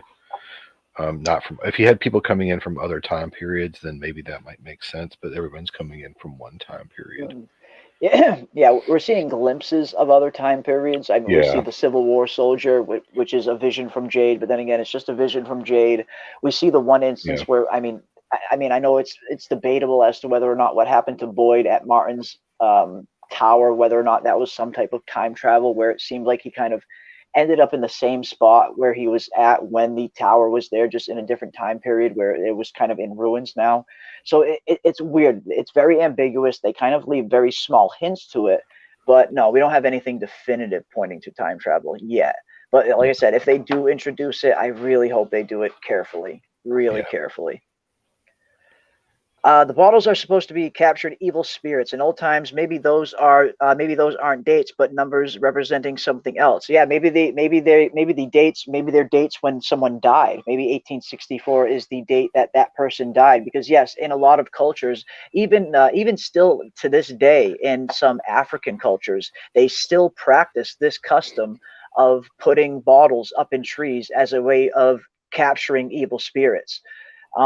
So yeah, it's definitely has a lot of it has a lot of evidence right there in the real world where they pulled that from. Yeah, maybe maybe the dates inside here aren't just random dates. Maybe it's like a date where someone actually died, and it's kind of, maybe that's what these bottles represent. Who knows? Who knows? Who knows? And speaking of these bottles, let's go back to some of these pictures, because we do see a leaked photo of a bottle tree. And of course, we saw in the trailer for episode 10, Victor says, in order to get to the tower, you have to go through the bottle tree. And Victor shows Tabitha a drawing of a faraway tree with bottles hanging for it. And at first, I thought this was the same tree that Boyd and Sarah traveled to in season 1, but upon closer inspection, it looks like it is a different tree entirely after I looked a lot closer. Let's see where we are. Now this is the tree that that Victor and Tabitha are going to be traveling to. Like I said, at first I thought this was the same tree that Boyd and Sarah saw in season 1, but upon closer inspection, it looks like it's a different tree entirely. Not only is this tree much, much thicker, this is a monster of a tree compared to the one that Boyd and Sarah were near, but there's a lot of other stuff that point to this being a different tree as well. The bottles are up much, much higher, where on Boyd's tree, Boyd was able to get one of the bottles down with a very, very short stick. It just looks like these are totally two different trees. And the trunks, of course. Not only is this trunk bigger, but it is one single trunk all the way down to the ground, whereas this tree that Boyd saw is two smaller trunks that kind of converge. Here we go. Let's see.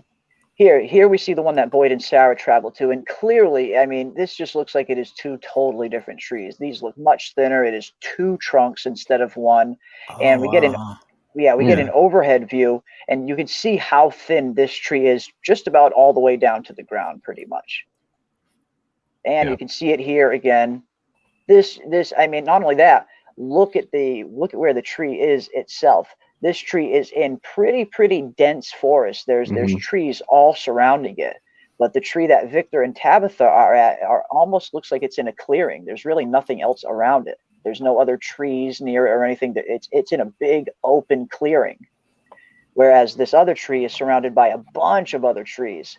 I don't think these are the same trees. I don't think these are the same two bottle trees. If these are meant to be the same two bottle trees, then it's looking like that's a little bit of a production error. Look at how small these trees are compared to the big one that Victor sees. It doesn't look like it's the same tree to me personally. Well, the other thing I noticed with the tree, well, one of the trees, is it's got orange. As they look up, there's orange behind all the bottles, and there's a lot of things that are orange in the show. So I don't know if that's on purpose, because it's supposed to be summer. I guess there are some trees that have orange leaves in the summer, but it seems like there's probably something significant about that. But I don't know what it is yet.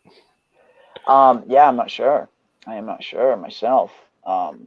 Yeah, I've been trying to. Well, we have recently heard from Kenny and from some of the other characters that leaves are changing color and falling off the trees for the first time in a very long time, at the very least. At least for the first time since Victor's been here. But yeah, these leaves are really, really deep orange, where the rest of them everywhere else are pretty green. So yeah, and maybe that's the reason why they chose this tree to be a bottle tree. Maybe there's something special about this tree that the other trees don't have. It doesn't look like it's a faraway tree in particular. It looks like it's a little too small to be a faraway tree. I don't see how someone could fit inside there. It just doesn't look like this. This just doesn't look like faraway tree material. I mean, look how thin it is at the base here. Yeah, it's a very thin tree.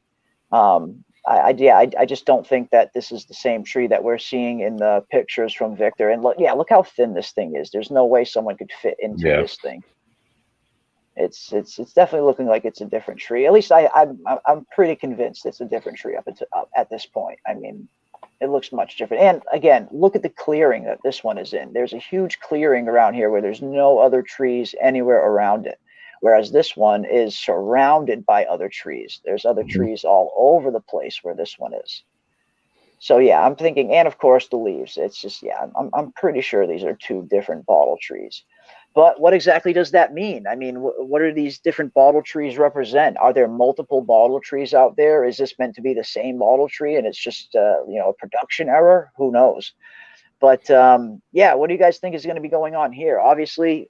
And what's up with Victor? We hear Victor say to Tabitha in the trailer, this is the bottle tree. This is how you get to the tower. So it seems like Victor knew this entire time how to get to the lighthouse and which tree you have to enter to get there. Now, from we've seen up until this point, the faraway trees seem to spit people to random locations. We've seen two people enter the same faraway tree and end up in two totally different spots before. So they do seem to be randomized at some point. How does Victor know that this particular tree is going to take you to the lighthouse? There's so many questions here surrounding what Victor knows. How does he know all this stuff? Did he learn this stuff from his mother or Eloise, or what's going on here? I get the feeling maybe his mother told him, but how exactly does Victor know? How did anyone find out that this tree takes you to the lighthouse where the other ones seem to be just random? Right. Yeah. And I mean, is it because of the bottles? I mean, are the bottles making it go to only one location, or it does after they figured out that it does only go to one location, they put the bottles on it to indicate that it was the one that can be reliable instead of random? Good questions. Who knows? Yeah. It could work either way, Yeah, so many questions, just so many questions still left. That one bottle tree that Boyd got into might have been in evil stuff. Sarah warned him. Yeah, that's true. Yeah, Sarah did kind of say, "What are you doing?" Almost like she didn't want him messing with the tree. I'm sure Ethan and Julie has told Tabitha about the faraway trees. But Kenny is about to get his mind blown when Boyd and Sarah show him. Yeah, I don't think Kenny knows about the faraway trees. At least we haven't seen anyone tell him on screen. If he does know about it, it's something that probably happened off screen. But yeah, as far as we know, I don't think Kenny has had any interaction with any faraway trees or has even talked about it with anyone yet. So yeah, that'll be a surprise for Kenny if Kenny has to go through a faraway tree for sure. Did Victor know about the tree this whole time? Exactly, Miss T. That's what I was wondering. Did Victor know about this tree the entire time and he's just now sharing this information? Like, it's like how and what if that's the case? What else does Victor know that he's not sharing with everybody? Now, at least we did get a little bit of an answer as to why Victor doesn't share with everybody. He's afraid when he shares this knowledge with other people, they're going to go and look for answers, and bad things are going to happen. So that's at least that's a little bit of an explanation as to why Victor is reluctant to give up his information. But yeah, what else does Victor know? If he knew about this tree the whole time, what else could he possibly know that he's not telling anyone? Who knows? Mm-hmm.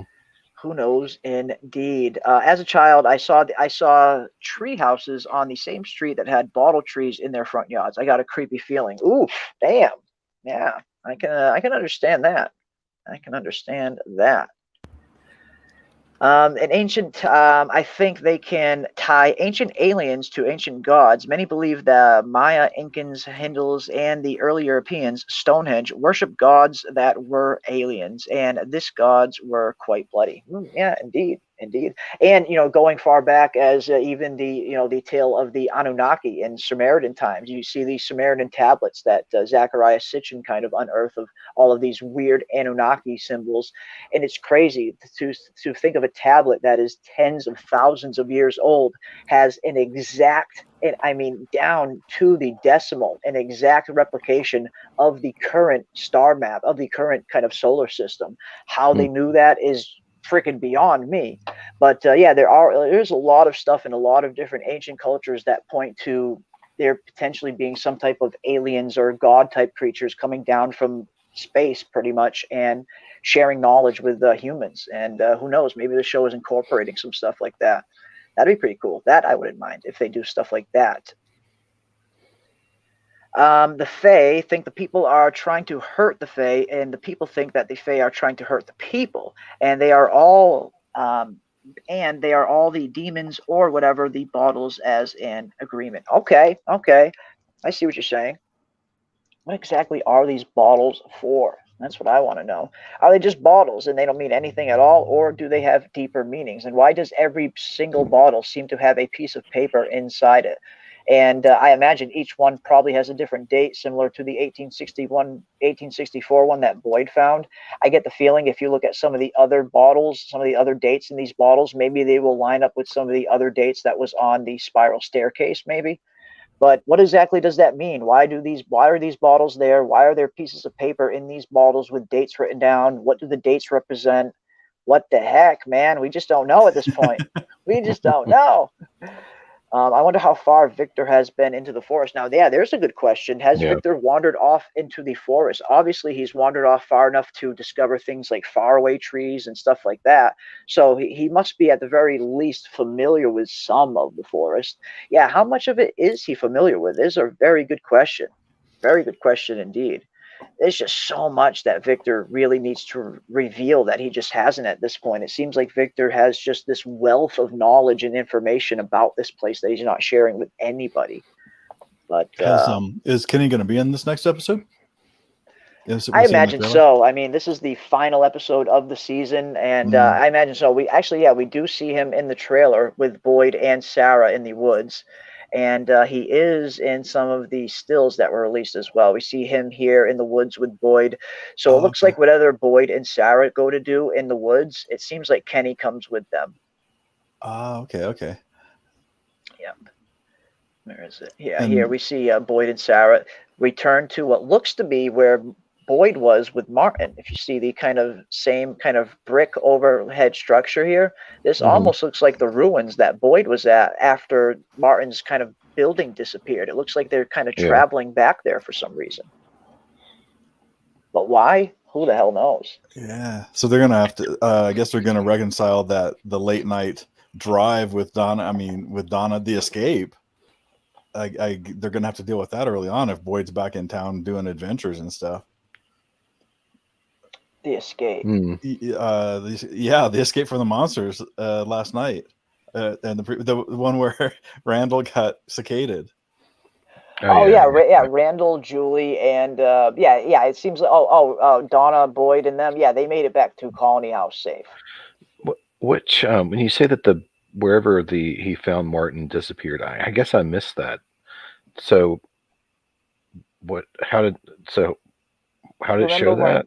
Remember when Boyd? Well, no. Remember when Boyd was with Martin, when he got the worms? Remember when the building kind of disappeared and we saw just the ruins around Boyd? Oh, I must have missed that. I'll have to go back all right, and watch that. Yeah. Yeah. When Boyd and when Boyd met Martin, there was the whole building kind of disappeared when Boyd went to go leave. And if you look after that, it almost looks like Boyd was in the same spot, but just at a different time period. Here we go.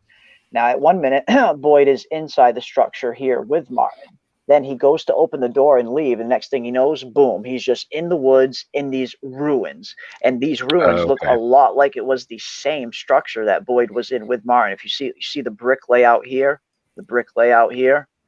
you look at where Boyd was, kind of the same brick structure. It almost looks like it's the same place, just maybe 2 different time periods. Yeah, where the structure is up here, but here it just looks like ruins. And it looks like this is what Sarah and Boyd are returning to in the finale. Yeah, where the arch is falling in the middle. Yep. So it's going to be interesting. Why exactly are they traveling back there? Is Boyd hoping to talk to Martin again? Maybe. Who knows? But it definitely looks like this definitely looks like where Boyd kind of ended up after the structure disappeared. And again, we look at the stills. It definitely looks like that is where Sarah is right here for sure. I mean, when we see Sarah, and Sarah is grabbing her head in what looks to be pain. So it looks like Sarah is going to be getting another vision or type thing. I mean, and that's another thing. We haven't seen Sarah get any messages from the kind of voices that were influencing her in season 1. She hasn't got any new messages from anything in season 2, but it looks like the messages and the voices, so to speak, are back here. But who is reaching out to Sarah in this point? Could it be Abby again? Could Abby be trying to reach out to Boyd through Sarah again, like last time? Could Martin be trying to reach out to Sarah? Could it be someone else? Who the hell knows? I want to find out. But yeah, what do you guys think? I definitely want to know what you guys think in the chat as well. If Boyd and Sarah are going back to where that place was, which it does kind of look like this could be the very same place. It looks very similar.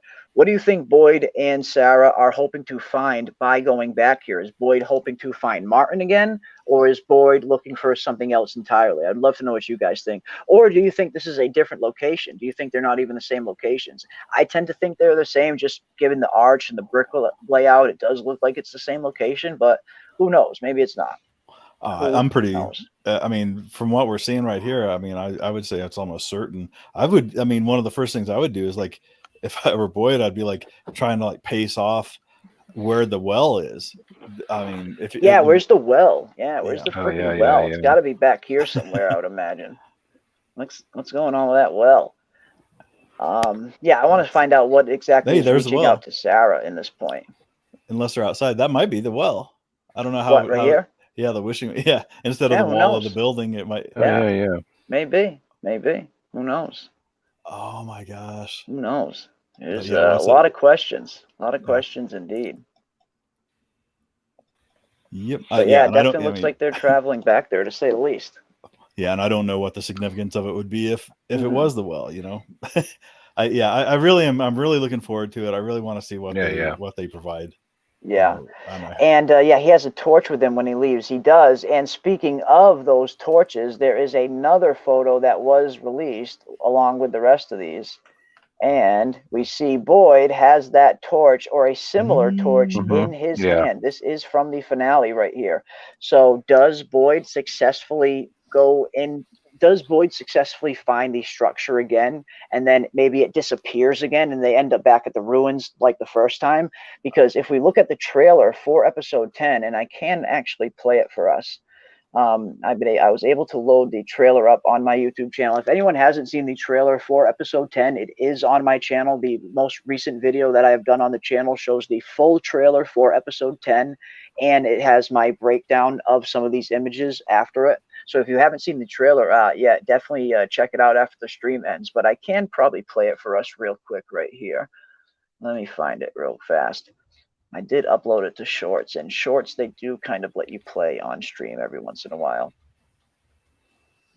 All right, let me see. Let me find this. But yeah, as we see in the trailer, there's one quick, very very quick scene. It's there and gone in the flash of an eye.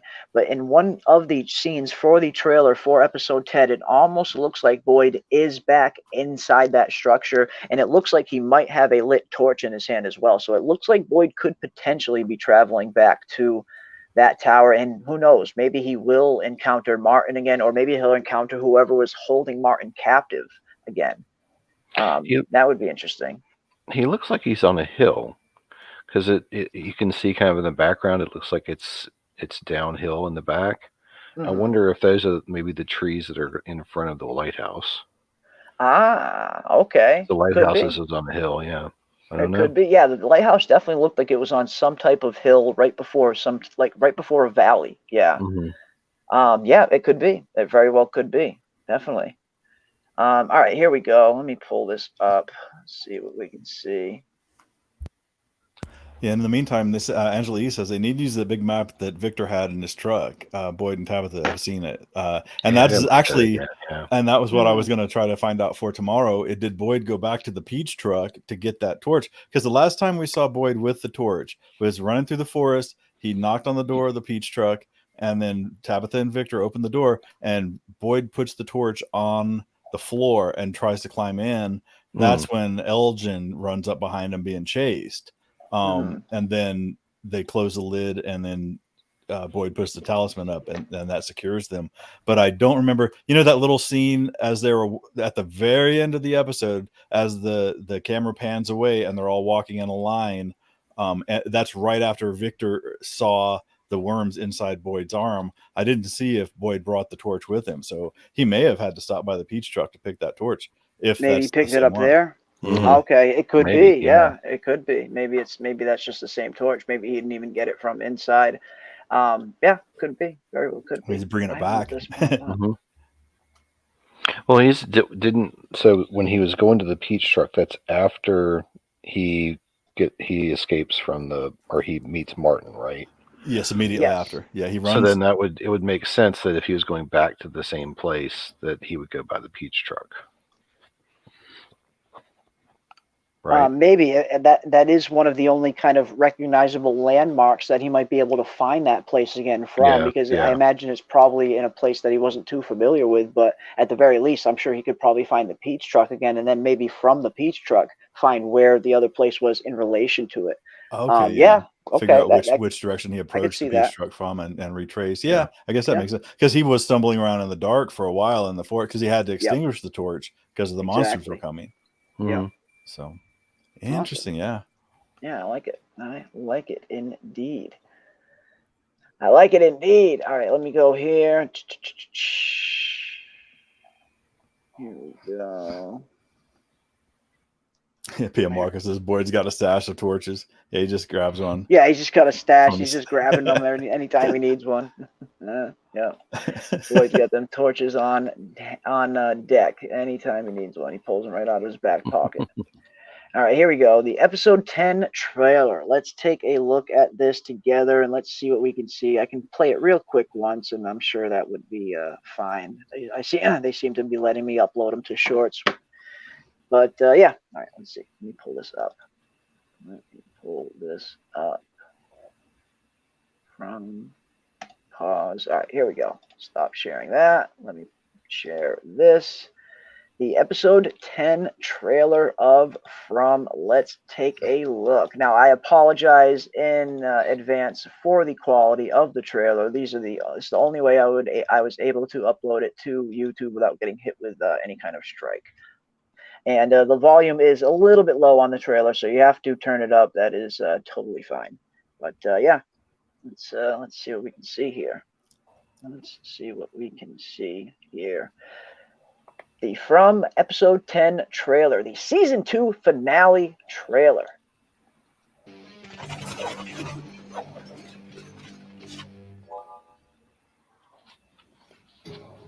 When I told you there was a chance that you could help people here, it's right now. This is how you get to the tower. It's just the bottle tree. Can you take me there?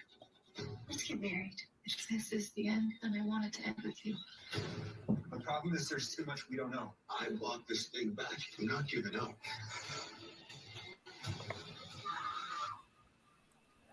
Now, it's at the very end of the trailer where you see all of those flashing scenes. That's where it gets really telling. That's where it gets really telling. There we go. If they flash really, really fast, I'll try and stop it at the point that I want to point out. There's a few different points that we can kind of look at. But at one point, there is a specific still where you can see Boyd, and it almost looks like he might have some type of torch in his hand. It looks like there's some type of fire torch thing burning in the background. And it looks like he's back inside that same building that he was with Martin when he first contracted the worms. Let's see. Yeah, right there. Boom. Oh, okay. See? Yeah. It looks like he is inside there. Could be, yeah. So when he said I brought these things back with me, meaning he brought the worms with him, maybe that reminded him that he had the torch as a remnant of that experience, which would be it's like when how they he's say feeling like responsible too for everything that's happened here. He feels like if I never brought these worms back, maybe none of this would have happened. Holy smokes. Yeah, man. I can't. And Harold Perrineau, I guess they say it in every episode, but he said that this one will leave you like shocked. Yes. At the end of it. Good. So. But yeah, here, I mean, it was hard to get a clean shot of it. This is the cleanest shot I could find. But yeah, it seems like Boyd is potentially holding a lit torch here. And it looks like he is back inside that same building he was. And it looks like he's seeing something. Is he seeing Martin here? Is he seeing something else? Ballerina. What is going on? The music box, yeah. Interesting. Yeah, man. Then they do, man. They I mean, and that's really what these things are for. I mean, it tells me what the scenes the people are going to be in. Yep. So, man, oh man, without really giving too much spoilers, really. Yeah. But it looks like I'm sorry. Sorry, good. It looks like, I mean, it does seem to be intact though. It's not in its ruined form. Exactly. It doesn't seem to be the ruined form that we see it in later. It seems like the building is still up here. Yeah. What the fuck's going on, guys? What is going on here? Is this that same structure that he was in with Martin? Could this be the lighthouse? Could this be somewhere else? I can't wait to find out. I cannot wait to see this finale. And Nicole is calling for the YouTube to strike me. Thanks, Nicole. I mean, tell me that you're really in my corner. Why don't you? But no, yeah, it's going to be interesting. It is going to be interesting. Is he wearing an orange shirt, or is that just the lighting? I think that's just the lighting. I think it's a white shirt. Yeah, I think that's just the orange from the lens flare and the torch, probably. No, the still that's right after the one with the torch, where it's got Donna and Elgin. I don't know if you have that one, but do you want to pull up? But there's a couple things I saw in that. The one with Donna and Elgin, yes. Absolutely. Yeah. Yeah. It's right after the. There we go. Yeah, that one. Yep. Yeah, so she's wearing orange, but then, you've got the blackbird on his shirt. You got the crow there, yeah. Just like the crows. Good eye, Snug. Yeah, I don't know what that means, but yeah, it means something. I think it all means something. I don't think they throw these things in accidentally. Yeah. Oh. Yeah. Shit, man. Nice. Very nice. Let's see what the chat is saying as well. What do you guys think about the episode 10 trailer? And I do see I see Coco is asking us to play it again. I will play it again, Coco. Definitely. You got it. No problem. I will pull it up and we will play it again. Boyd got a stash of torches, says PM Walker. He could. Maybe he's just got a big old stash of them torches around. Book 74 says F you. Yeah, a lot of these references to these 4s and 7s, and there's a lot of it at this point. So it's got to mean something. It's got to mean something. Let's see what else we got. Boyd may run into Gus the dog again. Yeah, where exactly have the dogs been? I mean, the dogs kind of show up and in certain points. It seems like the dog led Boyd to find the talismans in the first place, and it also seemed like the dog led Boyd back to town after he disappeared from Martin's structure. The dog comes right up to Boyd, and the dog takes off. Boyd follows it, and that's pretty much how Boyd finds his way back to the town. So yeah, what's up with these dogs? And I get the feeling there's some type of ghost dogs. It doesn't seem like these dogs have aged since Victor was a child. Maybe these were Victor's dogs when he was a kid, but it seems like they're kind of these ghost dog figures now. But what exactly is going on indeed? But yeah, let me stop sharing this. I will play the trailer one last time because I saw a request for it. But then, yeah, we definitely will save some stuff for tomorrow's pre-show for sure. For sure. Let's see what else the chat is saying. Fuck, Elgin's Black Crows fan. Elgin's a Black Crows fan. Gross. Yes. Listen, Jeremy, we will see the Lighthouse action. That's all I wanted for the season. It really kind of is. The Lighthouse action is what I was looking forward to the most. I've been saying since very, very early on in season 2, I'm seeing tons of signs that are pointing to the Lighthouse being the end game for season 2, and it looks like that is the case. So yeah, the Lighthouse scene is probably what I'm looking forward to seeing the most. But I really want to see what is up with Jade down in the caves, and I really want to see what Boyd is getting up to as well. JK, Jeremy, much love. I know, Nicole. I know. Yeah. It's you're absolutely you never have to say JK to me. I have the thickest skin among us, and I love it. I love the banter. I love the banter in the chat. It is really fun. It really is. We got Don't Even Worry About It. What is up? Don't Even Worry About It. It is good to see you. Yeah, saying Tilly, I just an old wise grandma, but she set up Cree Girl with that wet. Yeah, she did. Mari, it's kind of funny.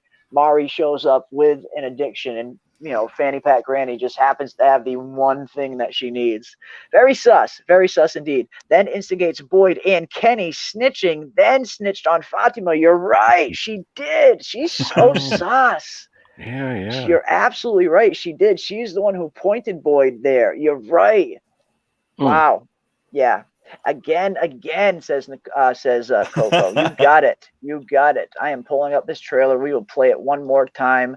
And then, unfortunately, yeah, we are going to have to cut this one a little bit short tonight. But we are going live again tomorrow, same time that we normally do for the episode 10 pre-show. And that one, we will go even more in depth on the episode 9 and on the episode 10 trailer and more. But yeah, ask and you shall receive. Let me pull this trailer up one more time and we will play it. And of course, like I said, guys, and everyone watching, if you're watching this live or watching this on the replay, if you do want to see the episode 10 trailer, I do have it uploaded on my channel. The latest video, not on my shorts category, on my actual videos category. The most recent video that I have uploaded does have the full trailer at the very beginning of the video. So if you do want to watch the trailer a few more times and try to maybe dissect it and stuff like that, the trailer is right there, the latest video that I have uploaded on the channel. And you guys can check that trailer out as many times as you want.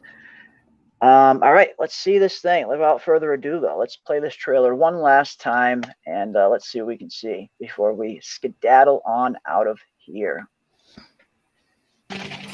They give you just enough in these trailers, just enough to really make you excited for the next episode. I told you there was a chance that you could help people here. It's right now. This is how you get to the tower. It's just the bottle tree. Can you take me there? Let's get married. If this is the end, then I want it to end with you. The problem is there's too much we don't know. I want this thing back. I'm not giving up.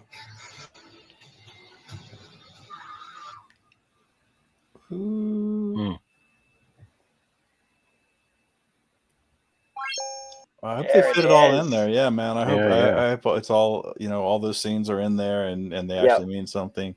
Yeah, it'll be so interesting. I know Dana Marie is asking about that map in Victor's Peach truck. Yes, that was behind that's right. Elgin.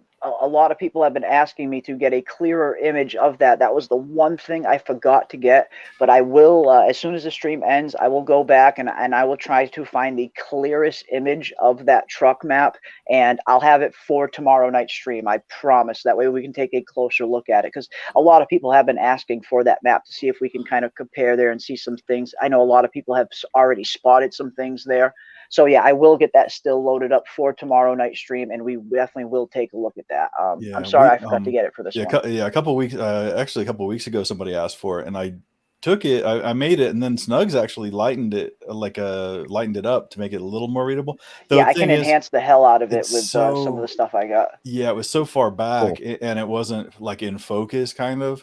So we could see what it was, But it sometimes, like, if the camera isn't focused on it, I mean, there's not a whole lot we could do. But yeah, I guess if you can use like editing software to I can enhance it through Photoshop and clean it up a bit as much as possible anyway. Get the frame when Elgin is getting up. That's when you see the dates. Okay, yeah, I will get that one as well. That's right. I have been getting some requests with that one. I believe that is the one with Elgin and Boyd when Elgin is crocheting, if I'm not mistaken.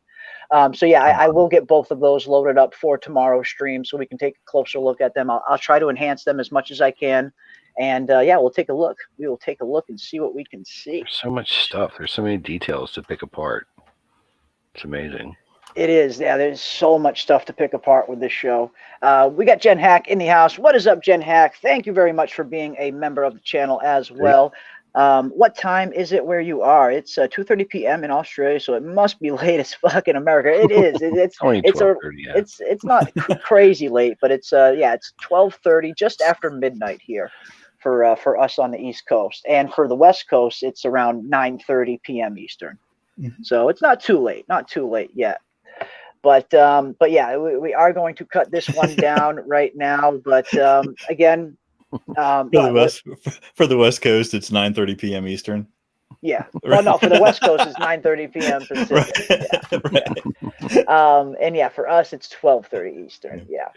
But yeah, no, it's not too late. We have definitely gone much later at the very least. When we do the watch parties and some of the other streams, sometimes we will go till 2-3 in the morning Eastern Standard Time at times. It's sometimes we have some late ones. And I imagine the next watch party that we have, the watch party for the finale, will probably be another one of those streams where we go really late, because I know a lot of you are going to want to talk about the finale after we watch it, and I know I am going to want to as well. So if any of you are MGM Plus members, whether it's through Amazon, through Peacock, through another streaming service, if you are an MGM Plus member and you want to come and join us for the live watch party, be sure to come and do that. We go live around Saturday around 10:30 p.m. Eastern, which is like an hour and a half before the episode drops on MGM Plus. Talk a little bit about the episode before it drops, and then when it drops, we all hit play at the same time and we do our live watch party, and they have been a blast so far. So if you do want to watch it live with us, definitely come and hang out with us Saturday night, right when we go live before for our pregame show, leading right into the watch party, and we will discuss it when it is over.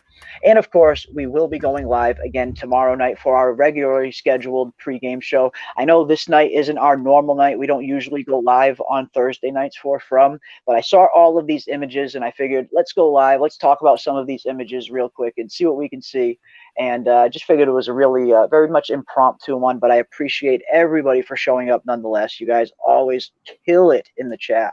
But yeah, tomorrow night will be our regular From episode 10 pre-show. We will be going live around 10 p.m. Eastern, 10:30 the latest.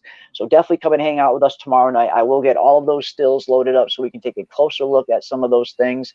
And we will make our final predictions for the episode 10 finale tomorrow night. I'm looking forward to it, guys. I cannot wait to see what this finale brings. Shit, dude, I tell you. Yeah, I tell you, man. And starting with the Monday from the Monday show, like different people in the chat will have like different requests, and I call it my homework. But yeah, the little things, hey, what about that scene? What about this scene? Can you put these two things side by side? Can you get a clear picture of this? I do all of that stuff, so I'll have a bunch of stuff for you tomorrow too. Just those little odd things, and it might be a throwaway comment in the chat, or like somebody will ask, hey, did you see this or did you see that? Now I am on Twitter, it's at Lord_Ravener, and you don't have to follow me if you don't want to, but you can look in my media and I'll put like different things on there. But yeah, man, I love putting stuff like side by side and making sure, yes, this is the same shirt, no, that is not the same thing, yes, all these different little aspects. I just find so interesting, and it makes it so it's like satisfying. And I feel like I'm giving back to the chat, because I have such a blast, Yeah. Yeah, it is. I mean, if we can give back in any way, shape, or form to the chat for everyone showing up week in and week out and sharing their thoughts and knowledge and time overall, then yeah, if we can give back in any small way, we definitely like to do that. That's why I try to take any and all requests that I can within my power, of course. And of course, anyone who is a member, or even if you're not a member, if you have a request for some new emojis, new channel emojis that you want, definitely let me know. I did recently see a few requests for some of the jade symbol emojis, so I will get one of those loaded up. And yeah, definitely let me know if you guys want any new ones. I like to rotate them out and keep them as fresh as possible every once in a while. But again, I want to give a big thank you to everybody in the chat, everybody who watches this on the replay, wherever you are, all around the world. Big thank you for coming and hanging out with us week in and week out, and just a thank you for being an overall positive influence on the channel, and on the show as a whole. It's been a blast. And again, oh wow, we got a new member at the pack level. What is up, Goose? Nice. Welcome to the channel. We are so glad to have you. And yes, take advantage of those channel custom emojis. We got a ton of From emojis up there, and if you have any requests for some new From emojis, let me know in the channel. Let me know in the chat, or drop a comment in the comment section after the stream ends, and I will be sure to get some new emojis loaded up if you guys have any other suggestions. Yes, indeed. But yeah, we're going to close it down. Again, biggest thank you to everybody. Come and hang out with us tomorrow night. We will be going live Doc again. Hayes, another member. Oh, wow. We got another member from Doc Hayes. Holy. Right on, man. Excellent. Damn. Excellent. Thank you, Doc Hayes. Yeah, Doc Hayes has been a regular up in here. Has been hanging out with us for a lot of streams. Always has a ton of good theories and suggestions. Thank you, Doc Hayes. Wow. Thank you, everybody. All of the new members. Incredible. And at 2 hours, this is what we call a short stream. Yeah, 2 hours is what we call a short stream. Well, I think 2 hours is short for us. We usually go 3-4 hours at the very least. So I would say two is short for us anyway. Yeah, and it's crazy how quick 2 hours flies by. I feel like we just started the stream, and it's already been 2 hours. But that's how quick time flies when we're hanging out with the chat and talking From. It just whips by. But yeah, again, big thank you to everybody out there in the chat. I cannot thank each and every one of you. Welcome to all of the new members. I cannot thank you enough for joining. And again, take advantage of those From emojis. Drop some comments in the comment section. If you have some new emojis that you want me to make, I will definitely make them. And of course, come and hang out with us tomorrow night around 10:30 p.m. Eastern. Between 10:30 p.m. Eastern, we will be going live for our episode 10 pre-show, and we will give our final thoughts and predictions, and we will dive into things a little bit more than we did tonight. Like I said, I know this one was a little bit shorter than our usual streams, but tomorrow we will dive into everything much deeper, and I'm looking forward to hanging out with each and every one of you at the watch party as well. So until tomorrow night, folks, I will see all of you on the next one, and keep those tinfoil hats on as always. Later. And here we go.